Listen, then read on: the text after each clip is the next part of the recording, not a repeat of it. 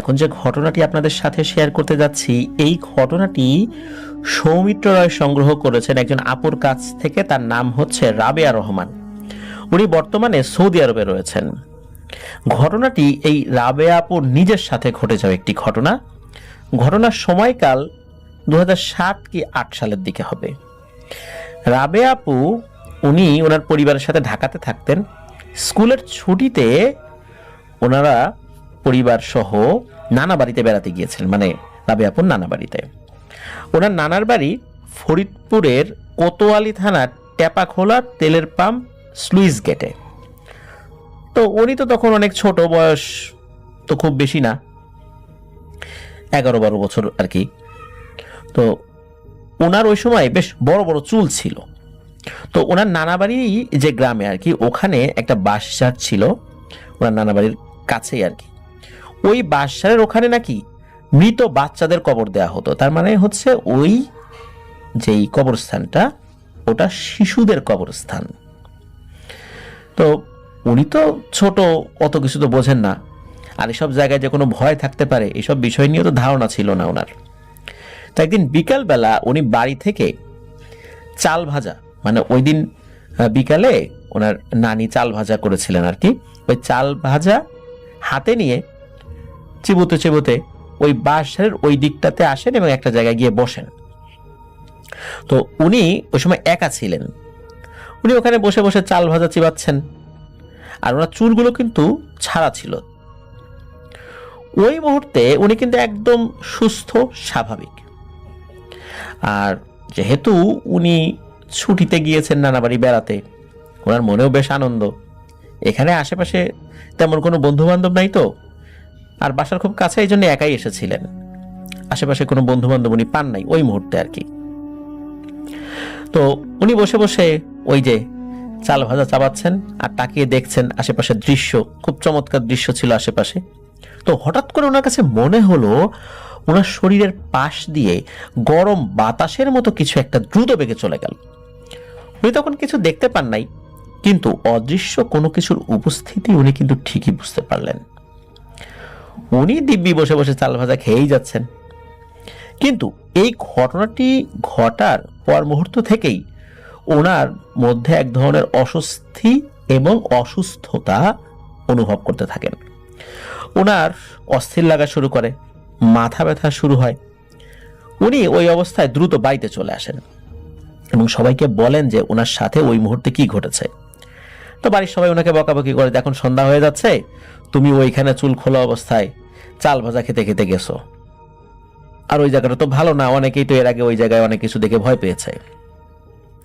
এই রাবেয়া আপুর আব্বু একজন কোরআনে হাফেজ ছিলেন। উনি রাবেয়া আব্বুকে তাৎক্ষণিক ঝাড়ফুঁক করে পানি পরা দেন। কিছু সময় পর রাবেয়া আপু অনেকটা স্বাভাবিক হয়ে যান। ওই দিন রাত্রেরই ঘটনা, ওই রাত্রে ওনাদের বাড়িতে আবার ইলিশ মাছ রান্না করা হয়েছিল। তো রাবেয়া আপু খাওয়ার পর ঘুমানোর আগে ওনার আম্মুর সাথে হাত মুখ এগুলো ধুতে টিউবওয়েলে যান। ওই টিউবওয়েলটি ছিল ওনাদের বাড়ি থেকে কিছুটা সামনে। টিউবওয়েলের ঠিক অপর প্রান্তেই ছিল বিশাল ধানের ক্ষেত, গ্রাম্য ভাষায় যেটাকে আমরা চক বলি। উনি হাত মুখ ধুচ্ছেন, এমন সময় ওনার নজর পড়ে টিউবওয়েলের অপর প্রান্তের ধান ক্ষেতের দিকে। রাতের বেলা যে হালকা আলোটা থাকে না, সেই আলোয় উনি দেখতে পান ধান ক্ষেতের ওই পাশ থেকে একটা অবয়ব শূন্যে ভেসে ভেসে ওনার দিকে এগিয়ে আসছে। সেটির উচ্চতা কম করে হলেও প্রায় 8 ফিট হবে। অবয়বটি কাফনের কাপড়ে মোড়ানো ছিল এবং সবচেয়ে ভয়ের ব্যাপারটা হলো ওই অবয়বের কোনো মাথা ছিল না। এই ভয়ঙ্কর অবয়বটিকে দেখে উনি প্রচন্ড আতঙ্কে চিৎকার করে জ্ঞান হারিয়ে ফেলেন। ওনার সাথে ওনার আম্মা থাকলেও উনি কিন্তু এগুলো কিচ্ছু দেখেন নাই। আর পরবর্তী যে বিষয়গুলো ঘটেছে সেগুলো ওনার মনে ছিল না। ওনার আম্মার এবং পরিবারের অন্যান্য সদস্যদের মুখ থেকে উনি শুনেছেন।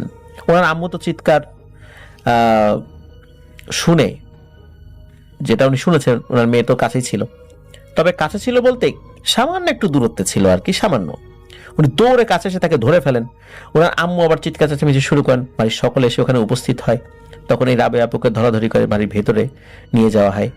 এরপর ঘরোয়া পদ্ধতিতেই সবাই চেষ্টা করতে থাকেন ওনার জ্ঞান ফেরানোর, কিন্তু কিছুতেই ওনার জ্ঞান ফিরছিল না।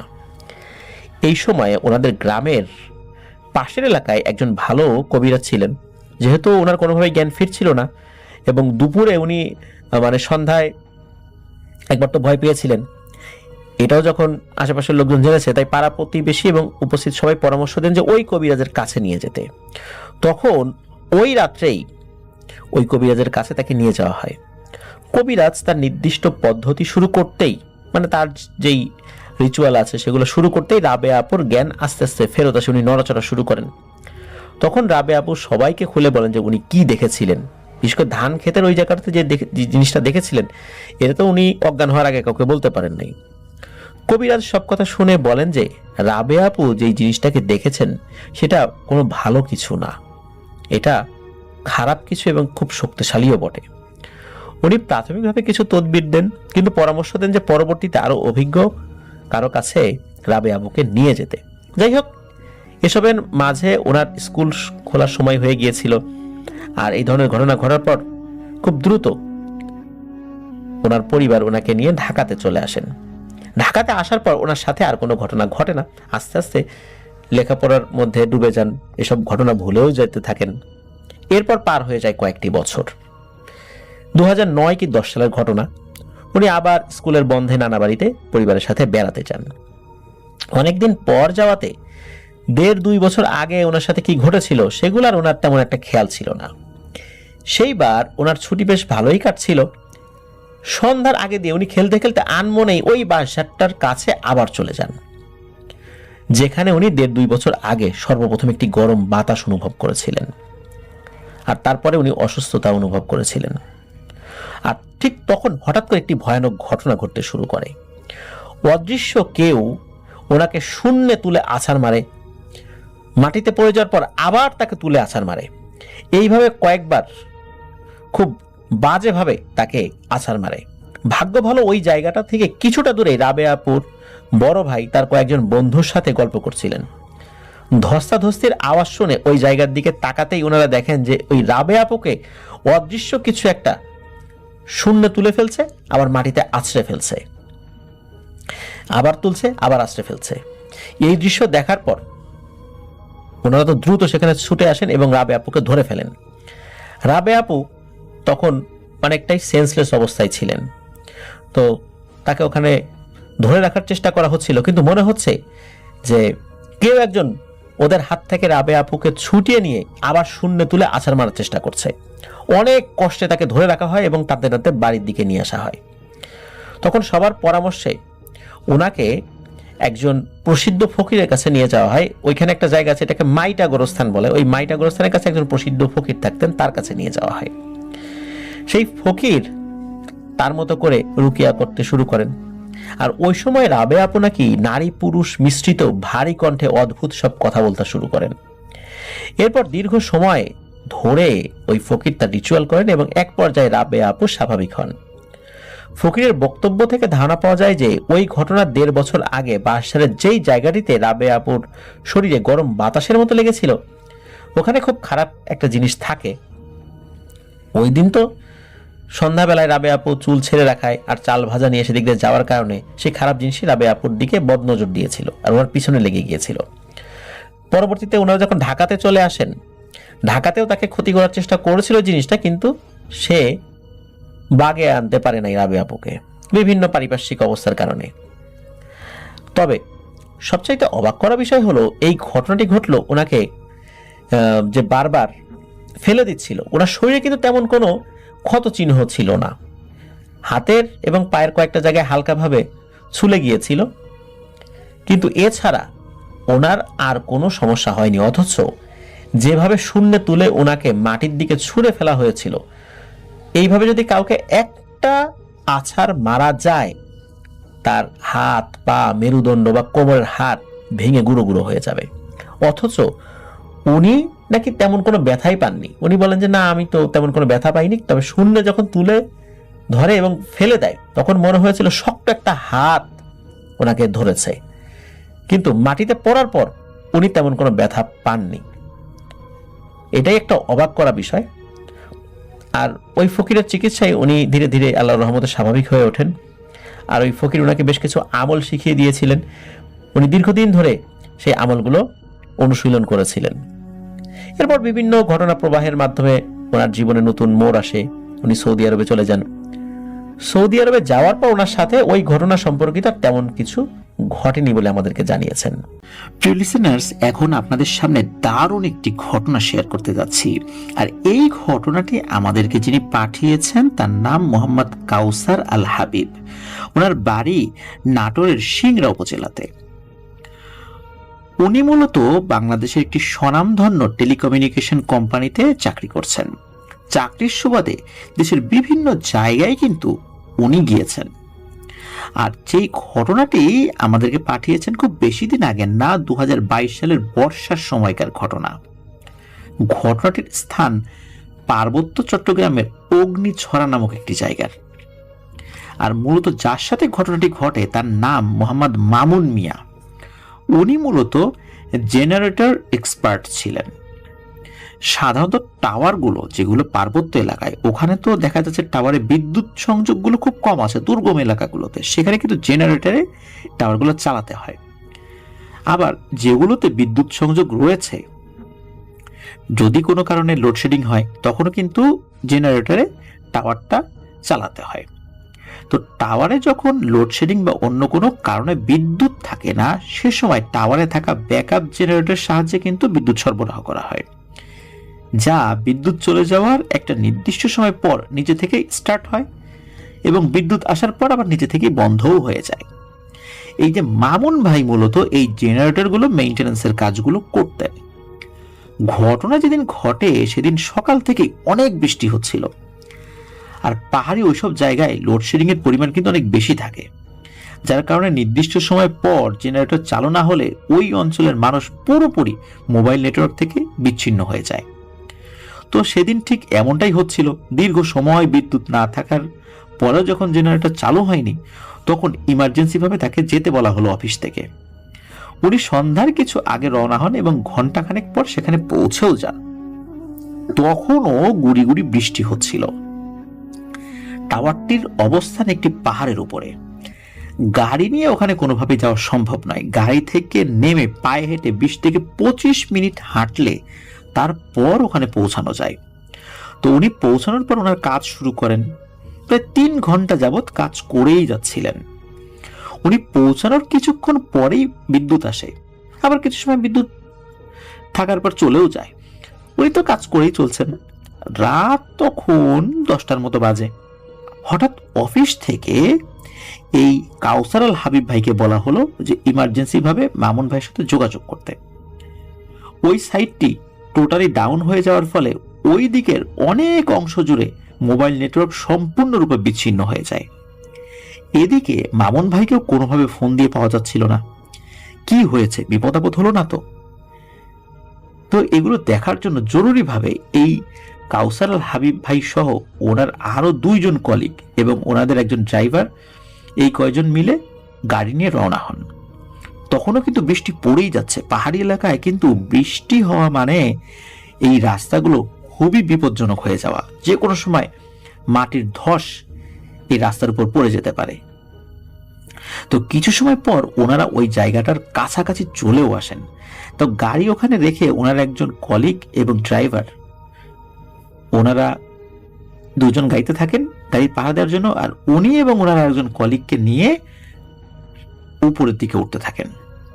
ঘুটঘুটে অন্ধকার, নির্জন এক পাহাড়ি রাস্তা। দুজনেরই একটু ভয় ভয় করছিল। কারো ফোনে এদিকে নেটওয়ার্ক নেই। ফোনের ফ্ল্যাশ লাইটটি জ্বালিয়ে 2 জন হাঁটছিলেন একদম পিচ্ছিল রাস্তা। হঠাৎ পেছন থেকে একটা চটচট চটচট আওয়াজ ভেসে আসে। আওয়াজটা এমন ছিল যে দীর্ঘক্ষণ পা ভিজে থাকার ফলে ভেজা স্যান্ডেল পায়ে দিয়ে হাঁটলে যেমন শব্দ হয় ঠিক তেমন। দুজনেই শব্দটা শুনতে পাচ্ছিলেন।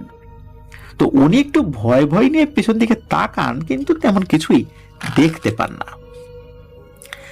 আর শব্দের ব্যাপারে ওনার সাথের কলিগকেও তেমন কিছু বলেন না, যে আবার ভয় পেয়ে যেতে পারেন। যতটুকু শুনেছেন এতটুকুই থাক। তো 30 মিনিটের মতো হাঁটার পর ওনারা ওই টাওয়ারে গিয়ে পৌঁছান। টাওয়ারে 2টো রুম ছিল, একটিতে জেনারেটর এবং অন্যটিতে টাওয়ার পরিচালনার বিভিন্ন ডিভাইস। তো ওনারা দুজনেই গিয়ে কিন্তু বেশ কয়েকবার ওই মামুন ভাইয়ের নাম ধরে ডাকেন, কিন্তু কোনো সাড়া শব্দ পেলেন না। ভালোভাবে খুঁজেও ওনাকে কোথাও পাওয়া গেল না। অথচ এই মামুন ভাইয়ের যে সমস্ত যন্ত্রপাতি, মানে টুলস ব্যাগ সহ আনুষঙ্গিক যন্ত্রপাতি, দেখা গেল যে সব ওই টাওয়ারের যে রুমগুলো ওখানেই পড়ে আছে। আর তার আশেপাশে ময়লাযুক্ত কিছু কাদামাটি যা ওই রুমের পেছন দিক পর্যন্ত চলে গেছে, এমনটা দেখা যাচ্ছে। তো খুব ভয় লাগছিল এই কাউসার আল হাবিব ভাই এবং তার সাথে আরেকজন যে কলিগ, এই দুজনেরই। এখন যতই ভয় লাগুক, এই মামুন ভাইকে তো খুঁজে বের করতেই হবে, কোনো বিপদ আপদ হলো না তো। পাহাড়ে কিন্তু বিভিন্ন ধরনের বিপদ আপদ, সাপ, তারপরে হিংস্র জন্তু, এগুলোর বিপদ তো আছেই, মানুষের বিপদও কিন্তু কম না। তো বুকে কিছুটা সাহস সঞ্চয় করে আস্তে আস্তে দুজন রুমের পেছনের জঙ্গলের দিকে যেতে থাকলেন। অন্ধকার বেশি হয় কোনো কিছুই ভালোভাবে দেখা যাচ্ছিল না। ফোনের আলোতে যতটুকু দেখা যায় ওটা দেখেই খুঁজছেন দুজন, কিন্তু ওই মামুন ভাইকে কোথাও পাওয়া যাচ্ছিল না। বেশ কিছু দূর এগোনোর পর হঠাৎ ওনার ওই কলিগ বলে উঠল যে, কাউসার ভাই, ও পাশ থেকে কেমন একটা খসখস আওয়াজ পাওয়া যাচ্ছে। তো এই কথা শুনে দুজনেই তো বেশ ভয়ে ভয়ে কোথা থেকে শব্দ আসছে ওই দৃশ্যের দিকে এগিয়ে যাচ্ছেন। এবং এগিয়ে গিয়ে যে দৃশ্য দেখলেন তা দেখার জন্য ওনাদের দুজনের কেউই প্রস্তুত ছিলেন না। হাতে থাকা মোবাইলের আলোতে যতটুকু দূরে দেখা যাচ্ছিল, ওই আলোটা তো দূরে গিয়ে আবছা হয়ে গিয়েছে। ওই আবছা আলোতে দেখতে পেলেন কেউ একজন কাত হয়ে পড়ে আছে, আর তার পাশেই একটা কালো লম্বা অবয়ব। এটা দেখেই তো দুজনের জান যায় যায় অবস্থা, কারণ যেটা পরে আছে ওটা যে মামুন ভাই এটা তো বুঝতে পেরেছেন। যে শার্টটা ওনারা দেখেছেন, ওই শার্টটা ওনারা চেনেন যে মামুন ভাই ওই শার্টটা পরেন, বিভিন্ন সময় এটা পরতে দেখেছেন। কিন্তু ওনার পাশে এই কালো অবয়ব, এইটা কি? এটা তো কোনো মানুষ না। ওনারা কি করছেন, ফোনের আলোটা আরো ভালো করে ওই অবয়বটিকে, মানে ওই অবয়বের দিকে ধরেছেন, এবং আরো যখন ভালো করে ধরেছেন তখন দেখেন ওই অবয়বটা পেছনের দিকে একদম বাতাসে ভেসে ভেসে কোথায় যেন মিলিয়ে গেল। ওনারা তো প্রচন্ড ভয় পান, কিন্তু ভয় পেলেও মামুন ভাইকে তো উদ্ধার করতে হবে। ওনারা ওইখান থেকে মামুন ভাইয়ের কাছে যান সাবধানে, কারণ পাহাড়ি রাস্তা তো খুব পিচ্ছিল আর বেশ ঢালুর দিকে ওনার বডিটা পড়েছিল। তো ওখানে গিয়ে মামুন ভাইকে সম্পূর্ণ অচেতন অবস্থায় এবং কর্দমাক্ত অবস্থায় দুজন মিলে অনেক কষ্টে আস্তে আস্তে ওই টাওয়ারের দিকে নিয়ে আসেন। ওনার জামাটা খুব বাজেভাবে ছিঁড়ে গেছে, শরীরে বিভিন্ন জায়গায় আঁচড়ের দাগ। তো দুজন অনেক কষ্ট করে মামুন ভাইয়ের জ্ঞান ফেরাতে সক্ষম হন। তো যাই হোক, তো ওই সময় আবার কিছু সময়ের জন্য বিদ্যুৎ চলে আসে। কিছুটা পরিষ্কার পরিচ্ছন্ন করার পর মামুন ভাইয়ের যখন একটু জ্ঞান ফেরে আর কি, তখন জিজ্ঞেস করা হয় যে কি হয়েছিল। তো তখন মামুন ভাই এক রোমহর্ষক ঘটনার বর্ণনা দেন।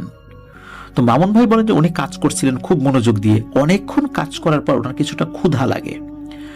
উনি আবার সাথে করে সবসময় কিছু শুকনা খাবার টাবার নিয়ে যান, বিশেষ করে পাহাড়ি এলাকায়। ওখানে তো খাবার টাবার তো অ্যাভেলেবল না, চাইলে তো দোকান থেকে কিনে খাওয়া যায় না। তো উনি আবার সেটা বের করে খেতে লাগেন।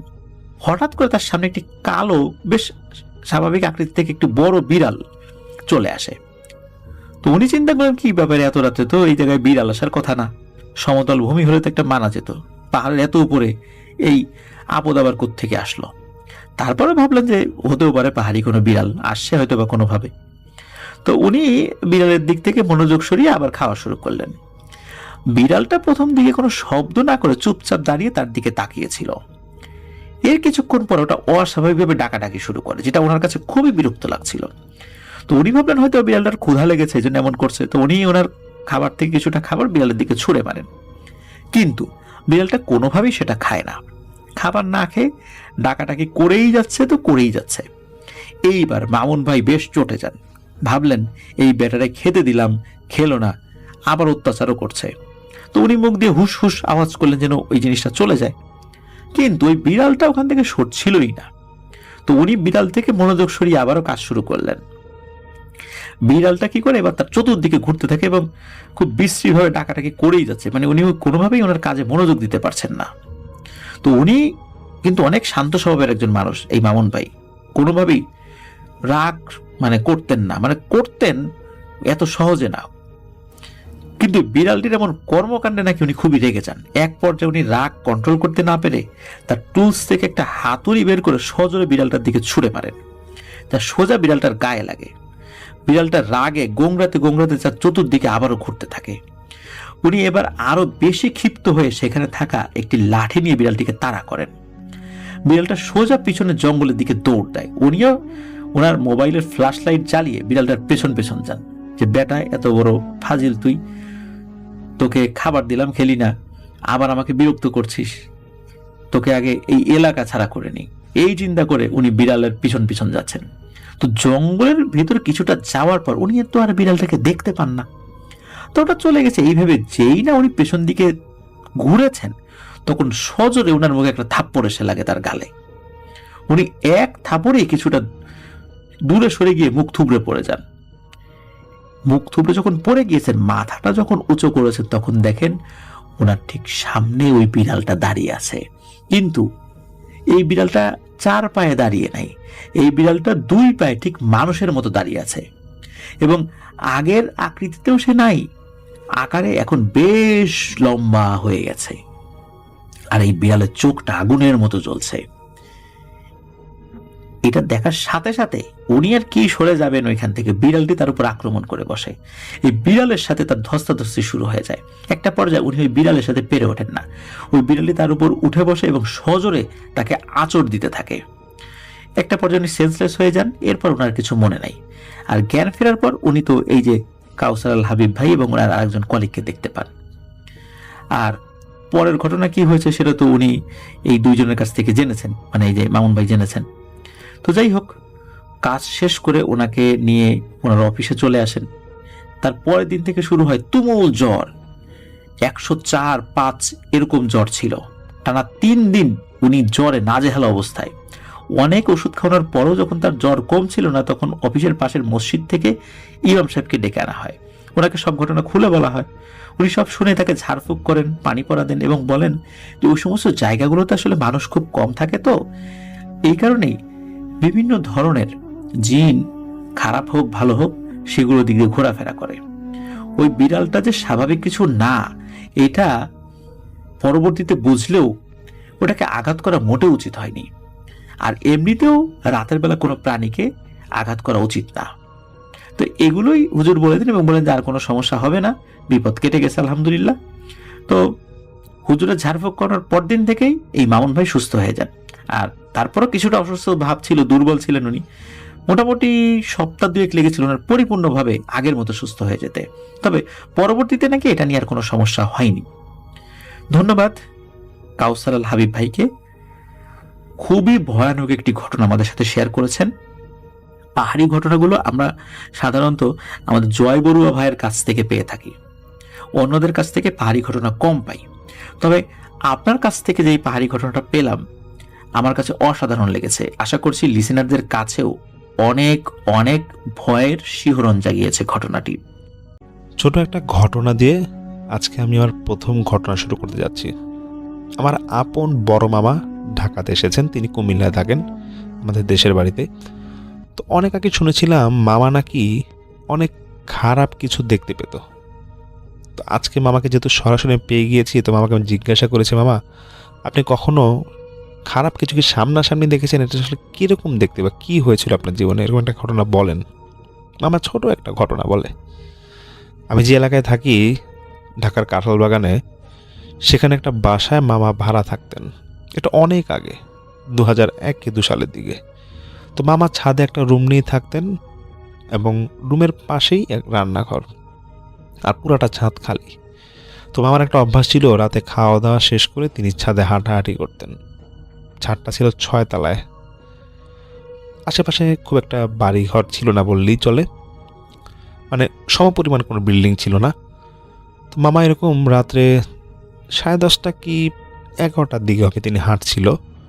তো হাঁটার একটা অবস্থায় তিনি দেখতে পান যে ছাদের একটা কোণায় সেখানে লাইটের আলো খুব কম।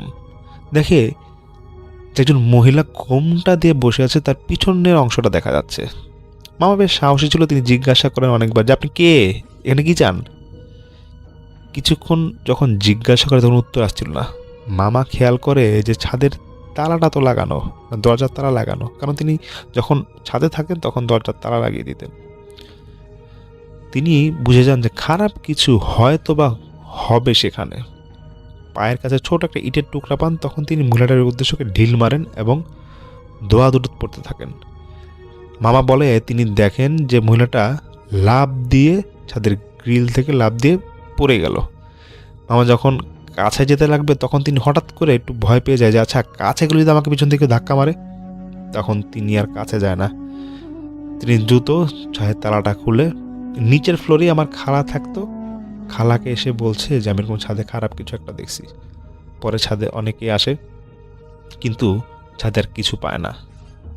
মামা সেখানে নাকি নতুন ভাড়া নেয় সেই বাসাটার জন্য, নাকি এরকম একটা ঘটনা তিনি এরকম সম্মুখীন হয়েছিলেন। কিন্তু ছাদে আগে যারা ছিল তাদের সাথে মামা বেশ কয়েকদিন পর কোনো একটা কারণে তাদের সাথে দেখা হয়, পরিচিত ছিল সেই মামার।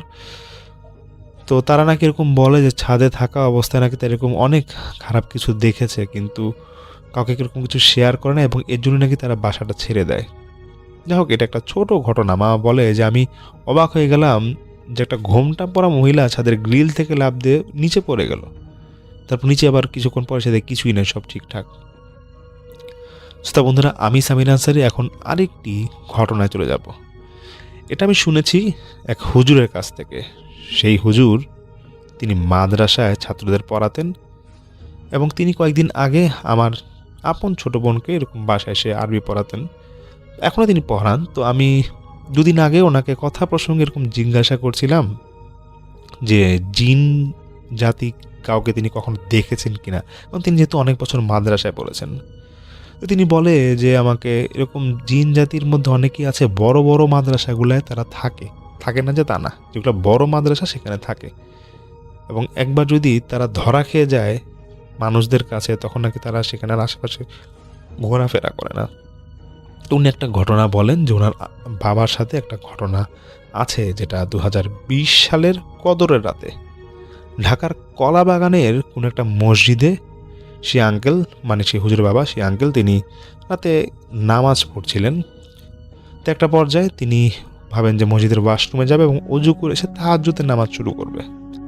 তো তিনি একবারে মসজিদের একটা কর্নারে ছিলেন, সেখানে একবার নিরিবিলি ছিল, লোকজন বলতে 2-3 জন ছিল। সেটাই তিনি বেছে নেন এবং তিনি অজু করে এসে ভাবেন যে তাহাজ্জুদের নামাজ পড়বেন। তো তিনি যেই জায়গাটায় প্রথমে নামাজ পড়েছিলেন ঠিক করেন যে সেখানে এসে তাহাজ্জুদের নামাজ পড়বেন। কয়েক মিনিটের ব্যবধান হবে, 5-10 মিনিট। তিনি অজু করে এসে যখন তার সে আগের জায়গায় আসেন, দেখছেন যে সেখানে আবছা আলো, এবং আলোর পাশাপাশি তিনি দেখছেন যে জায়গাটা তিনি বসেছিলেন তার দুপাশে দুজন নামাজ পড়ছে এবং সাদা জুব্বা পরা। তিনি একটু খেয়াল করে দেখেন যে মানুষ যেরকম লম্বা আকৃতির হয়, হয়তো একটা মানুষ কত হবে, 6 ফিট হতে পারে সর্বোচ্চ, তার থেকেও বেশ লম্বা আকৃতির দুজন, এবং দুজনেই সমান মাপের। তো তিনি তো তারা এরকম ভয় পায় না, তিনি ভাবে যে মসজিদে হয়তো এরকম কেউ এসেছে নামাজ পড়ছে। তখন তিনি তাদের কাছে যাবেন, ভাবছিল তাদের পাশে দাঁড়িয়ে নামাজ পড়বেন। প্রচণ্ড একটা সুঘ্রাণ তিনি পান, এটা খুব সুন্দর একটা গন্ধ। তিনি সেখানে যাওয়ার পর যখন ভাবে যে আসলে চেহারাটা দেখতে চায়, বোধের চেহারা আসলে কি, কিন্তু চেহারা তিনি অস্পষ্ট, অন্ধ কিছু বোঝা যাচ্ছিল না। কিন্তু তিনি খেয়াল করে দেখেন যে দুজন দাঁড়িয়ে আছে নামাজ পড়ছে, তাদের পায়ের পাতাটা উল্টানো। এই বিষয়টা দেখে ওনার বাকি থাকলো না বুঝতে সে আঙ্কেলের যে এটা হয়তো জিন জাতির কেউ হবে। তিনি আস্তে করে সেখান থেকে সরে এসে অন্য জায়গায় নামাজ পড়েন এবং তিনি বুঝে যান যেটা ভালো জিনই হবে, হয়তো নামাজ পড়তে এসেছেন। তাই তিনি আর কোনো সমস্যা করেন এবং তিনি কিছুক্ষণ পর নামাজ শেষ করে আবার ওখানে যান, গিয়ে দেখছে ওখানে আর কেউ নাই। ওখানে মসজিদের অন্যান্য মুসল্লিরা জিকির করছে, তখন হয়তো সেই জিকিরের মাঝেই কোনো জিন হয়তো বা ছিল। তাও সেই আঙ্কেল এটা শিওর না। যাই হোক, এটা একটা ছোটো ঘটনা। সেই আঙ্কেল নাকি এটা তিনি দেখেছিলেন, সেই হুজুরের কাছ থেকে এটা আমি শুনতে পেরেছি। এখন আমি চলে যাচ্ছি আরেকটি ঘটনায়। ঘটনাটা যতটা না ভয়ানক, তার থেকে বেশ রহস্যকর একটা ঘটনা। এই ঘটনাটা যিনি পাঠিয়েছেন তিনি মোহাম্মদ আলামিন মুন্সি ভাই। তিনি 100তম এপিসোডে একটা ঘটনা শেয়ার করেছিলেন। আজকে যে ঘটনাটা তিনি আমাকে শেয়ার করেছেন সেটা 2020 সালের অগাস্ট মাসের ঘটনা। এর আগে ওনার বাবা একটা সরকারি চাকরি করতেন মাদারীপুরে। তো সেখানে তিনি রিটায়ার্ড হয়ে যান এবং তারপরে ওনাদের ফ্যামিলিতে মানে দেখা যায় যে খুব সমস্যা দেখা দেয়, ইনকামের এরকম একটা পথ ছিল না। তো খুব অভাব অনটন ওনাদের দেখা দেয়। তো মুন্সি ভাই বলেন যে তিনি তারপর ওনার এক দুঃসম্পর্কের মামা আছে, সেই মামার কাছে একটা চাকরি পান সিলেট শহরে। তো সেই মামা ছিল হোমিওপ্যাথিক ডাক্তার এবং ওনার যে চেম্বার ছিল সেখানে রিসেপশনের একটা কাজ পান সেই মুন্সি ভাই। তারপর তিনি সেখানেই সিলেটেই থাকা শুরু করেন। তো সিলেটে সেখানে থাকার পর 1-1.5 সপ্তাহ পর তিনি একদিন ঠিক করেন যে হজরত শাহজালালের মাজার জিয়ারত করতে যাবেন। তো তিনি সেদিন একটু আগেই কাজ শেষ করেন এবং রাত 9টার দিকে ওনার মামাকে বলে যে মামা আমি এরকম তো মাজারে যাব, তো আমার কাছে কোনো টাকা পয়সা নাই, যদি সম্ভব হয় আমাকে কিছু টাকা দাও। তো পরে ওনার মামা বলে যে আচ্ছা ঠিক আছে, তুমি এক কাজ করো, তুমি 50 টাকা রাখো মাজার জিয়ারত করে, এরপর তুমি বাসায় এসে পড়ো। মুন্সি ভাই এরপর তিনি মাজারে যান। তো মাজারে যাওয়ার পর তিনি যখন মাজারে গেট দিয়ে ঢুকবেন, দেখছেন একটা পাগল লোক, দাড়িওয়ালা পাগল লোক, এবং তার চুলগুলো খুব এলোমেলো, মনে হচ্ছিল অনেকদিন ধরে চুল আঁচড়ায় না। সেই পাগলটার হাতে কিছু আগরবাতি ছিল এবং গোলাপ জল ছিল, এবং মুন্সি ভাইকে দেখেই নাকি জোর করে সেগুলো দিতে চাচ্ছিল। মুন্সি ভাই বলছিল যে দেখুন আমার কাছে কোনো টাকা পয়সা নাই। তখন সে পাগলটা বলে তুই খুশি হয়ে যা দিস আমি তাই নিব, তুই এটা নিয়ে রাখ। মুন্সি ভাই আবারও বলেন দেখেন আমার কাছে কোনো টাকা পয়সা নাই, 50,000 টাকা আছে, এটা নিয়ে বাসায় ফিরতে হবে। লোকটা মুচকি হেসে বলে আচ্ছা ঠিক আছে যা, কিছু দেওয়া লাগবে না, এটা তোর কাছে রাখ। এরপর লোকটা গায়েব হয়ে যায় নাই। মুন্সি ভাই তারপর তিনি মাজারের সিঁড়িতে উপরে ওঠেন এবং তিনি দেখছেন যে তখন প্রচণ্ড বৃষ্টি হচ্ছিল। এর জন্য মাজারের যে উপরে যে কবর যেটা যেখানে ছিল সেখানে তালা মানে গেটটা লাগানো অবস্থা ছিল। তারপর মুন্সি ভাই আগরবাতি এবং সেই যে ওনার কাছে গোলাপ জলটা ছিল সেটা একটা জায়গায় রাখেন। দেখি কিছুক্ষণ দোয়া দূরত পরে সিঁড়ির মধ্যে বসে একটা কর্নারে দোয়া দূরত পড়ছিলেন এবং তিনি দেখছিলেন যে আসলে সেখানে কোনো লোকজন নাই, বৃষ্টি হচ্ছিল মাত্র বা বৃষ্টি শেষ হয়েছিল একটা মুহূর্ত, কোনো লোকজন নাই। তিনি নাকি অনেকক্ষণ দোয়া দূরত পড়ার পর হঠাৎ করে ওনার কেমন একটা মানে হচ্ছে একটা বাতাস আসলো এবং সেই বাতাসটা আসার পর থেকেই ওনার নাকে একটা স্মেল আসলো, একটা গন্ধ আসলো। গন্ধটা এমন ছিল মনে হচ্ছে কেউ আতর মেখে ওনার আশেপাশে বসে আছে। তিনি ভাবছিল যে কেউ কি ওনার পিছে আছে নাকি। কেন জানি ওনার অনুভব হচ্ছিল ওনার পিছে অনেকে জিকির করছে। উনি তখন পিছে তাকায় দেখে কিছুই নাই, এবং যে গন্ধটা আসছিল, যে স্মেলটা আসছিল সেটা আরও তীব্রতর হয়ে গিয়েছে। মুন্সি ভাই বলে যে এরকম স্মেল তিনি কখনো আগে শুনেননি। এরপর তিনি সেখান থেকে এসে পড়েন এবং যেহেতু ওনার কাছে 50 টাকা যেটা ছিল সেটা তিনি ভাবেন যে রিক্সা ভাড়া তো 50 টাকায় চলে যাবে। তো তিনি ভাবছেন যে বৃষ্টি হতে পারে, অনেক রিক্সা খুঁজে বৃষ্টি হচ্ছিল এবং দেখছি রিক্সা ভাড়া বেশি যাচ্ছে। 10-15 মিনিট হেঁটে তিনি একটা রিক্সা পান যেটা ওই 50 টাকা ভাড়ায় নেবে। তো সেই রিক্সায় তিনি উঠেন। তো রিক্সাটার চেহারা তিনি দেখতে পাচ্ছেন না। তিনি দেখছেন যে যেহেতু গুঁড়া বৃষ্টি পড়ছে, দেখছি রিক্সাওয়ালার মাথায় এরকম উনি গামছা পেঁচানো অবস্থায় আছেন। তারপর তিনি রিক্সাওয়ালাকে এরকম বলেন যে এরকম জায়গায় যাবে। তো রিক্সাওয়ালা নিয়ে যাচ্ছিল। তো তিনি যখন গন্তব্যে পৌঁছান তখন সেই রিক্সাওয়ালা ভাইকে জিজ্ঞাসা করেন যে কয় টাকা দিব। তো রিক্সাওয়ালা শুধু এতটুকুই বলে তোর যা খুশি আমার দিস, আমার কোনো সমস্যা নাই। মানে মাজারে কিছুক্ষণ আগে যে পাগলটা যে বক্তব্য দিয়েছিল সেই সেম বক্তব্য সেই রিক্সাওয়ালাটা দেয়। এই কথাটা বলা মাত্রই সেই রিক্সাওয়ালা তার মাথা থেকে গামছাটা সরায় ফেলে। শুধু এতটুকুই পরিবর্তন। মুন্সি ভাই বলে সেই পাগলটার চুলগুলা এলোমেলো ছিল এবং মুখে অনেক দাড়ি ছিল, কিন্তু এখন যে লোকটা তার সামনে দাঁড়িয়ে আছে তার মুখে কোনো দাড়ি নাই এবং চুলগুলো এলোমেলো না, কিন্তু দেখতে হুবহু সেই পাগলটার মতো। তখন সেই রিক্সাওয়ালাকে একটা মুচকি হাসি দিয়ে রিক্সাটা ঘুরে চলে যায়, কোনো ভাড়া নেয় না।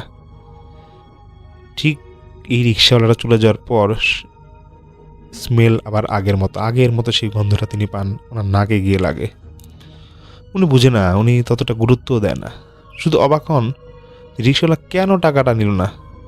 তিনি কয়েকবার রিক্সাওয়ালাকে ডাকেন কিন্তু সে আর পিছিয়ে থাকে না, এক টান রিক্সা নিয়ে চলে যায় সেখান থেকে। তারপর উনি যে দুঃসম্পর্কের মামার সাথে থাকতেন সেই বাসাটায় উঠেন।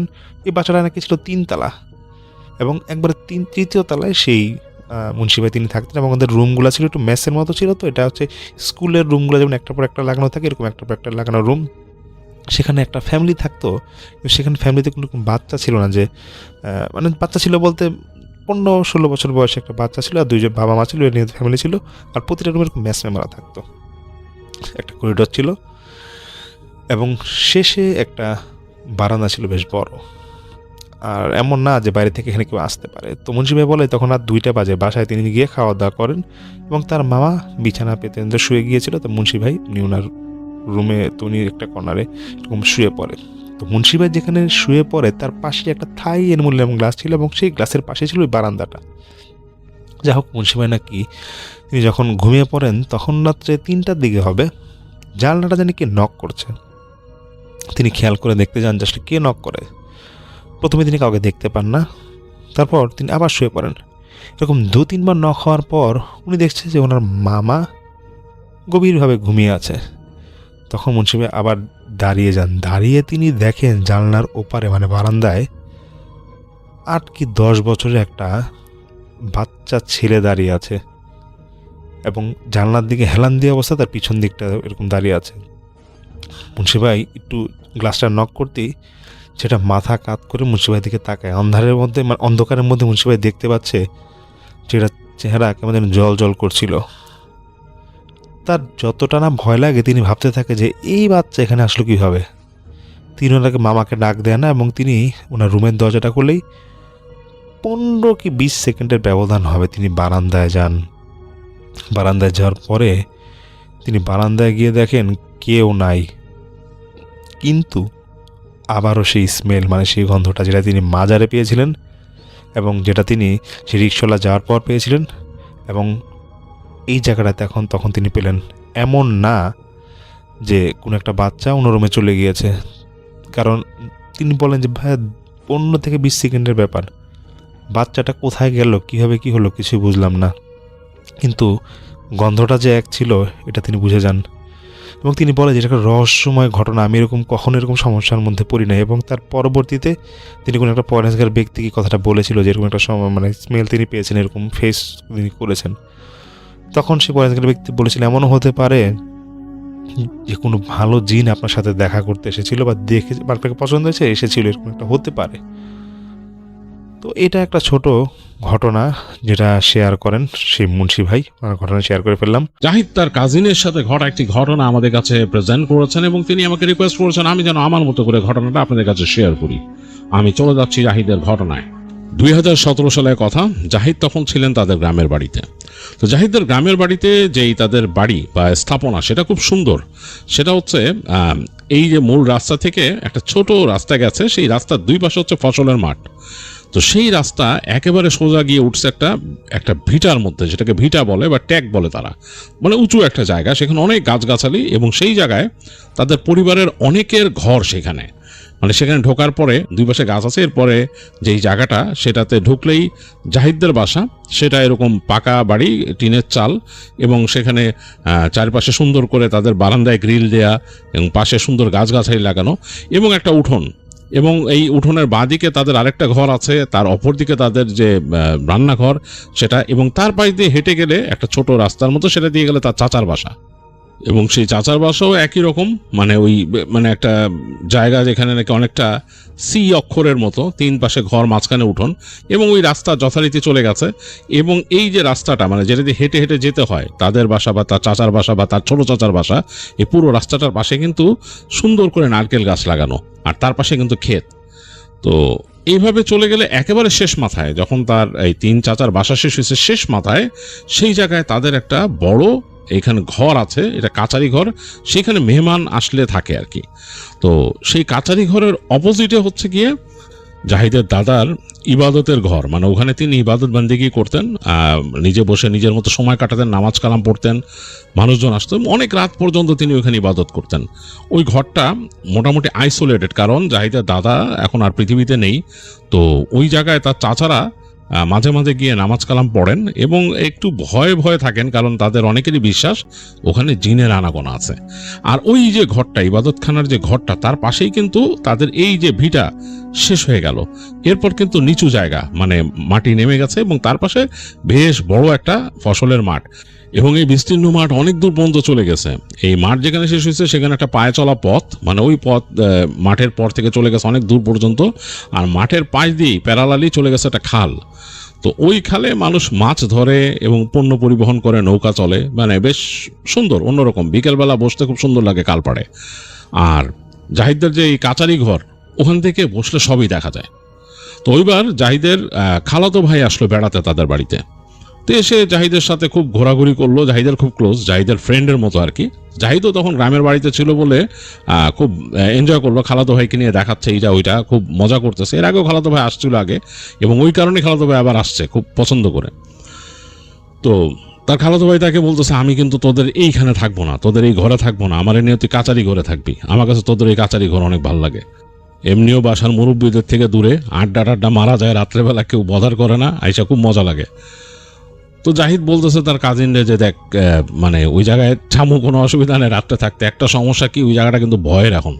কেন? দাদা তো এখন নাই, মানে ওই জায়গায় মানে রাত্রেবেলা কেমন জানি লাগে, মানে বড় চাচা ওখানে বইতে চায় না সাহস করে, কাচারি করে মানে মানুষজন আসলে থাকে না এখন।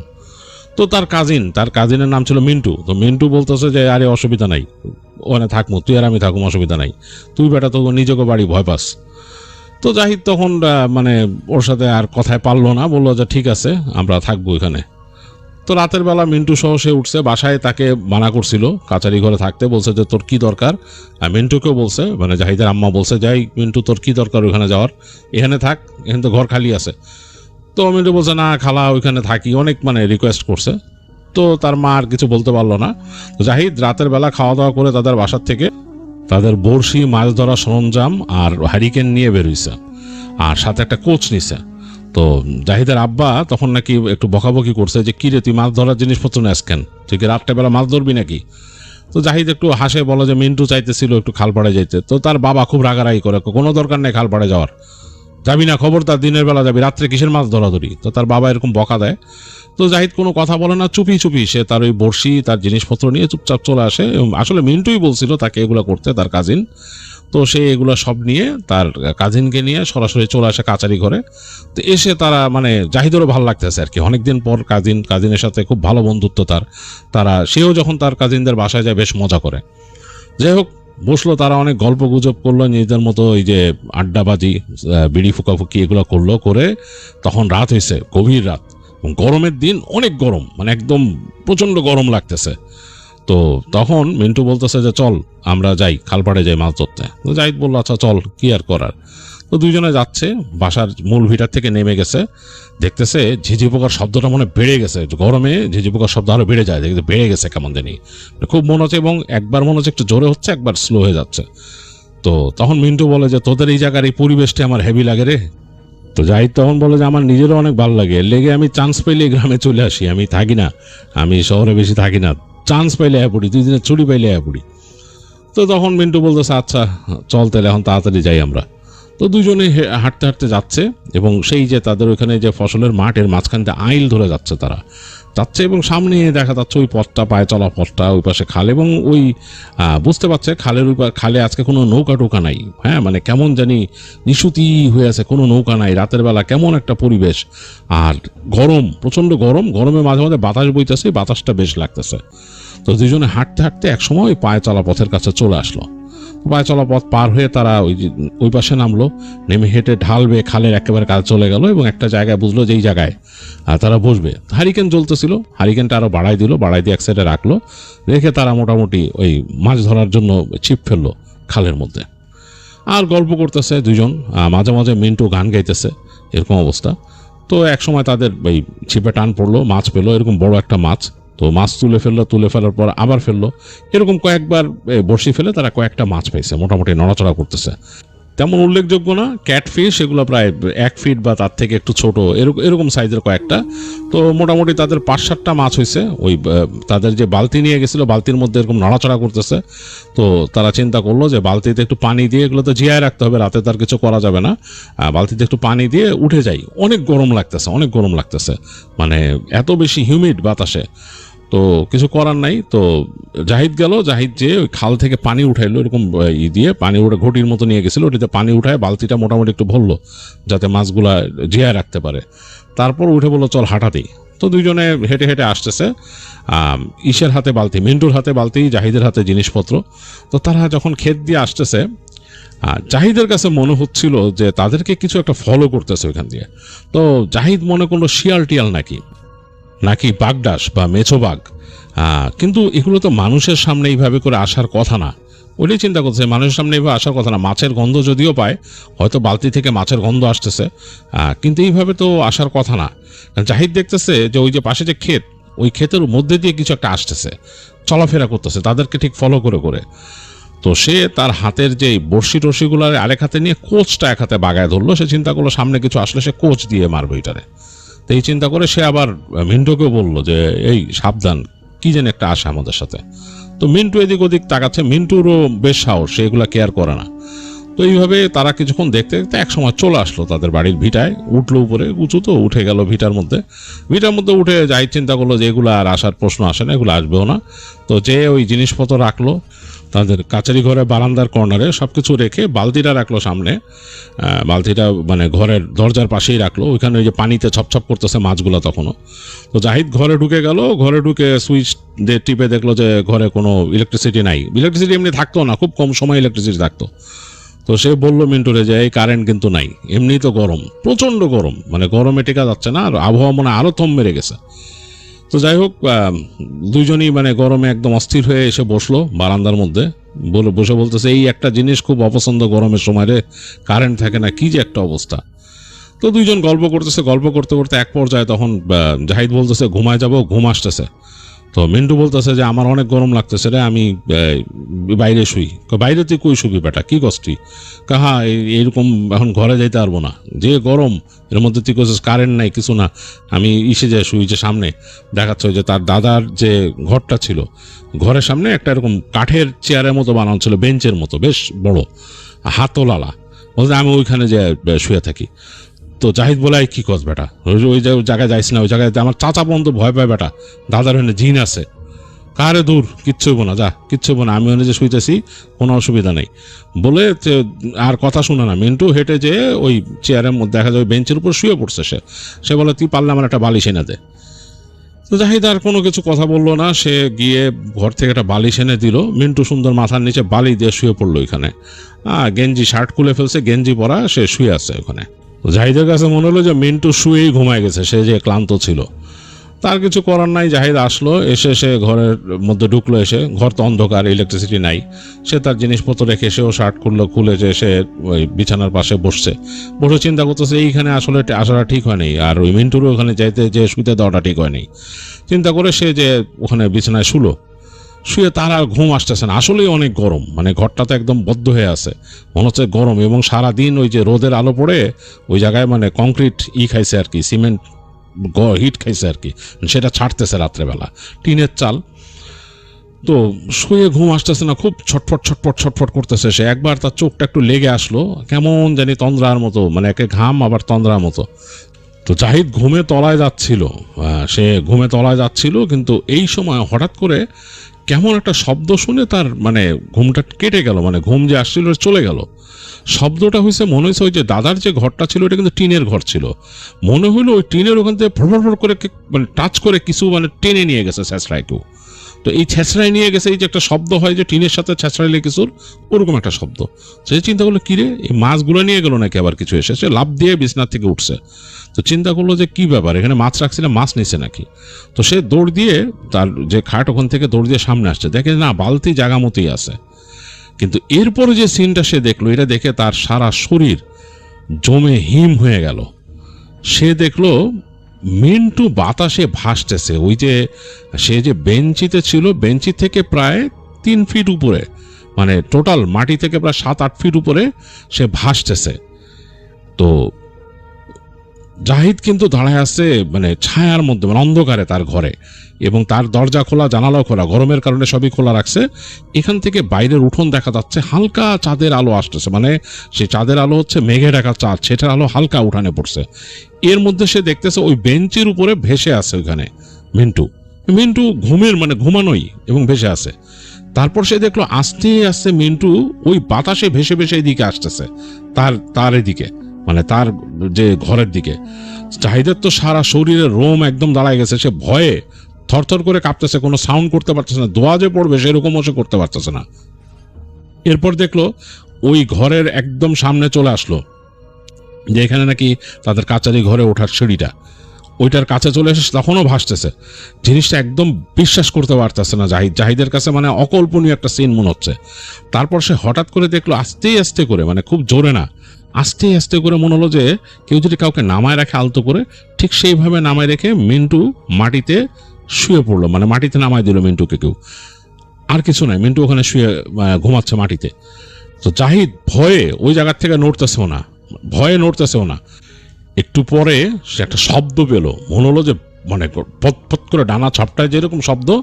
তো জাহিদের মানে সারা শরীর কেঁপে উঠলো, যে ব্যাপারটা কি, দেখলো যে ওই যে দাদার ঘরের চালের উপর একটা বড় সাদা পেঁচা নামছে, বেশ বড় সাদা পেঁচা নেমে তার ঘরের দিকে তাকায় আছে, এবং তারপর একটা ডাক দিল, ওই যে মানে পেঁচার যে একটা ডাক আছে রাতের বেলা, সেরকম করে ডাকলো, ডানা ঢাপটাইলো কয়েকবার, এবং মানে মনে হচ্ছে যে কিছু বলতে চায় জাহিদকে।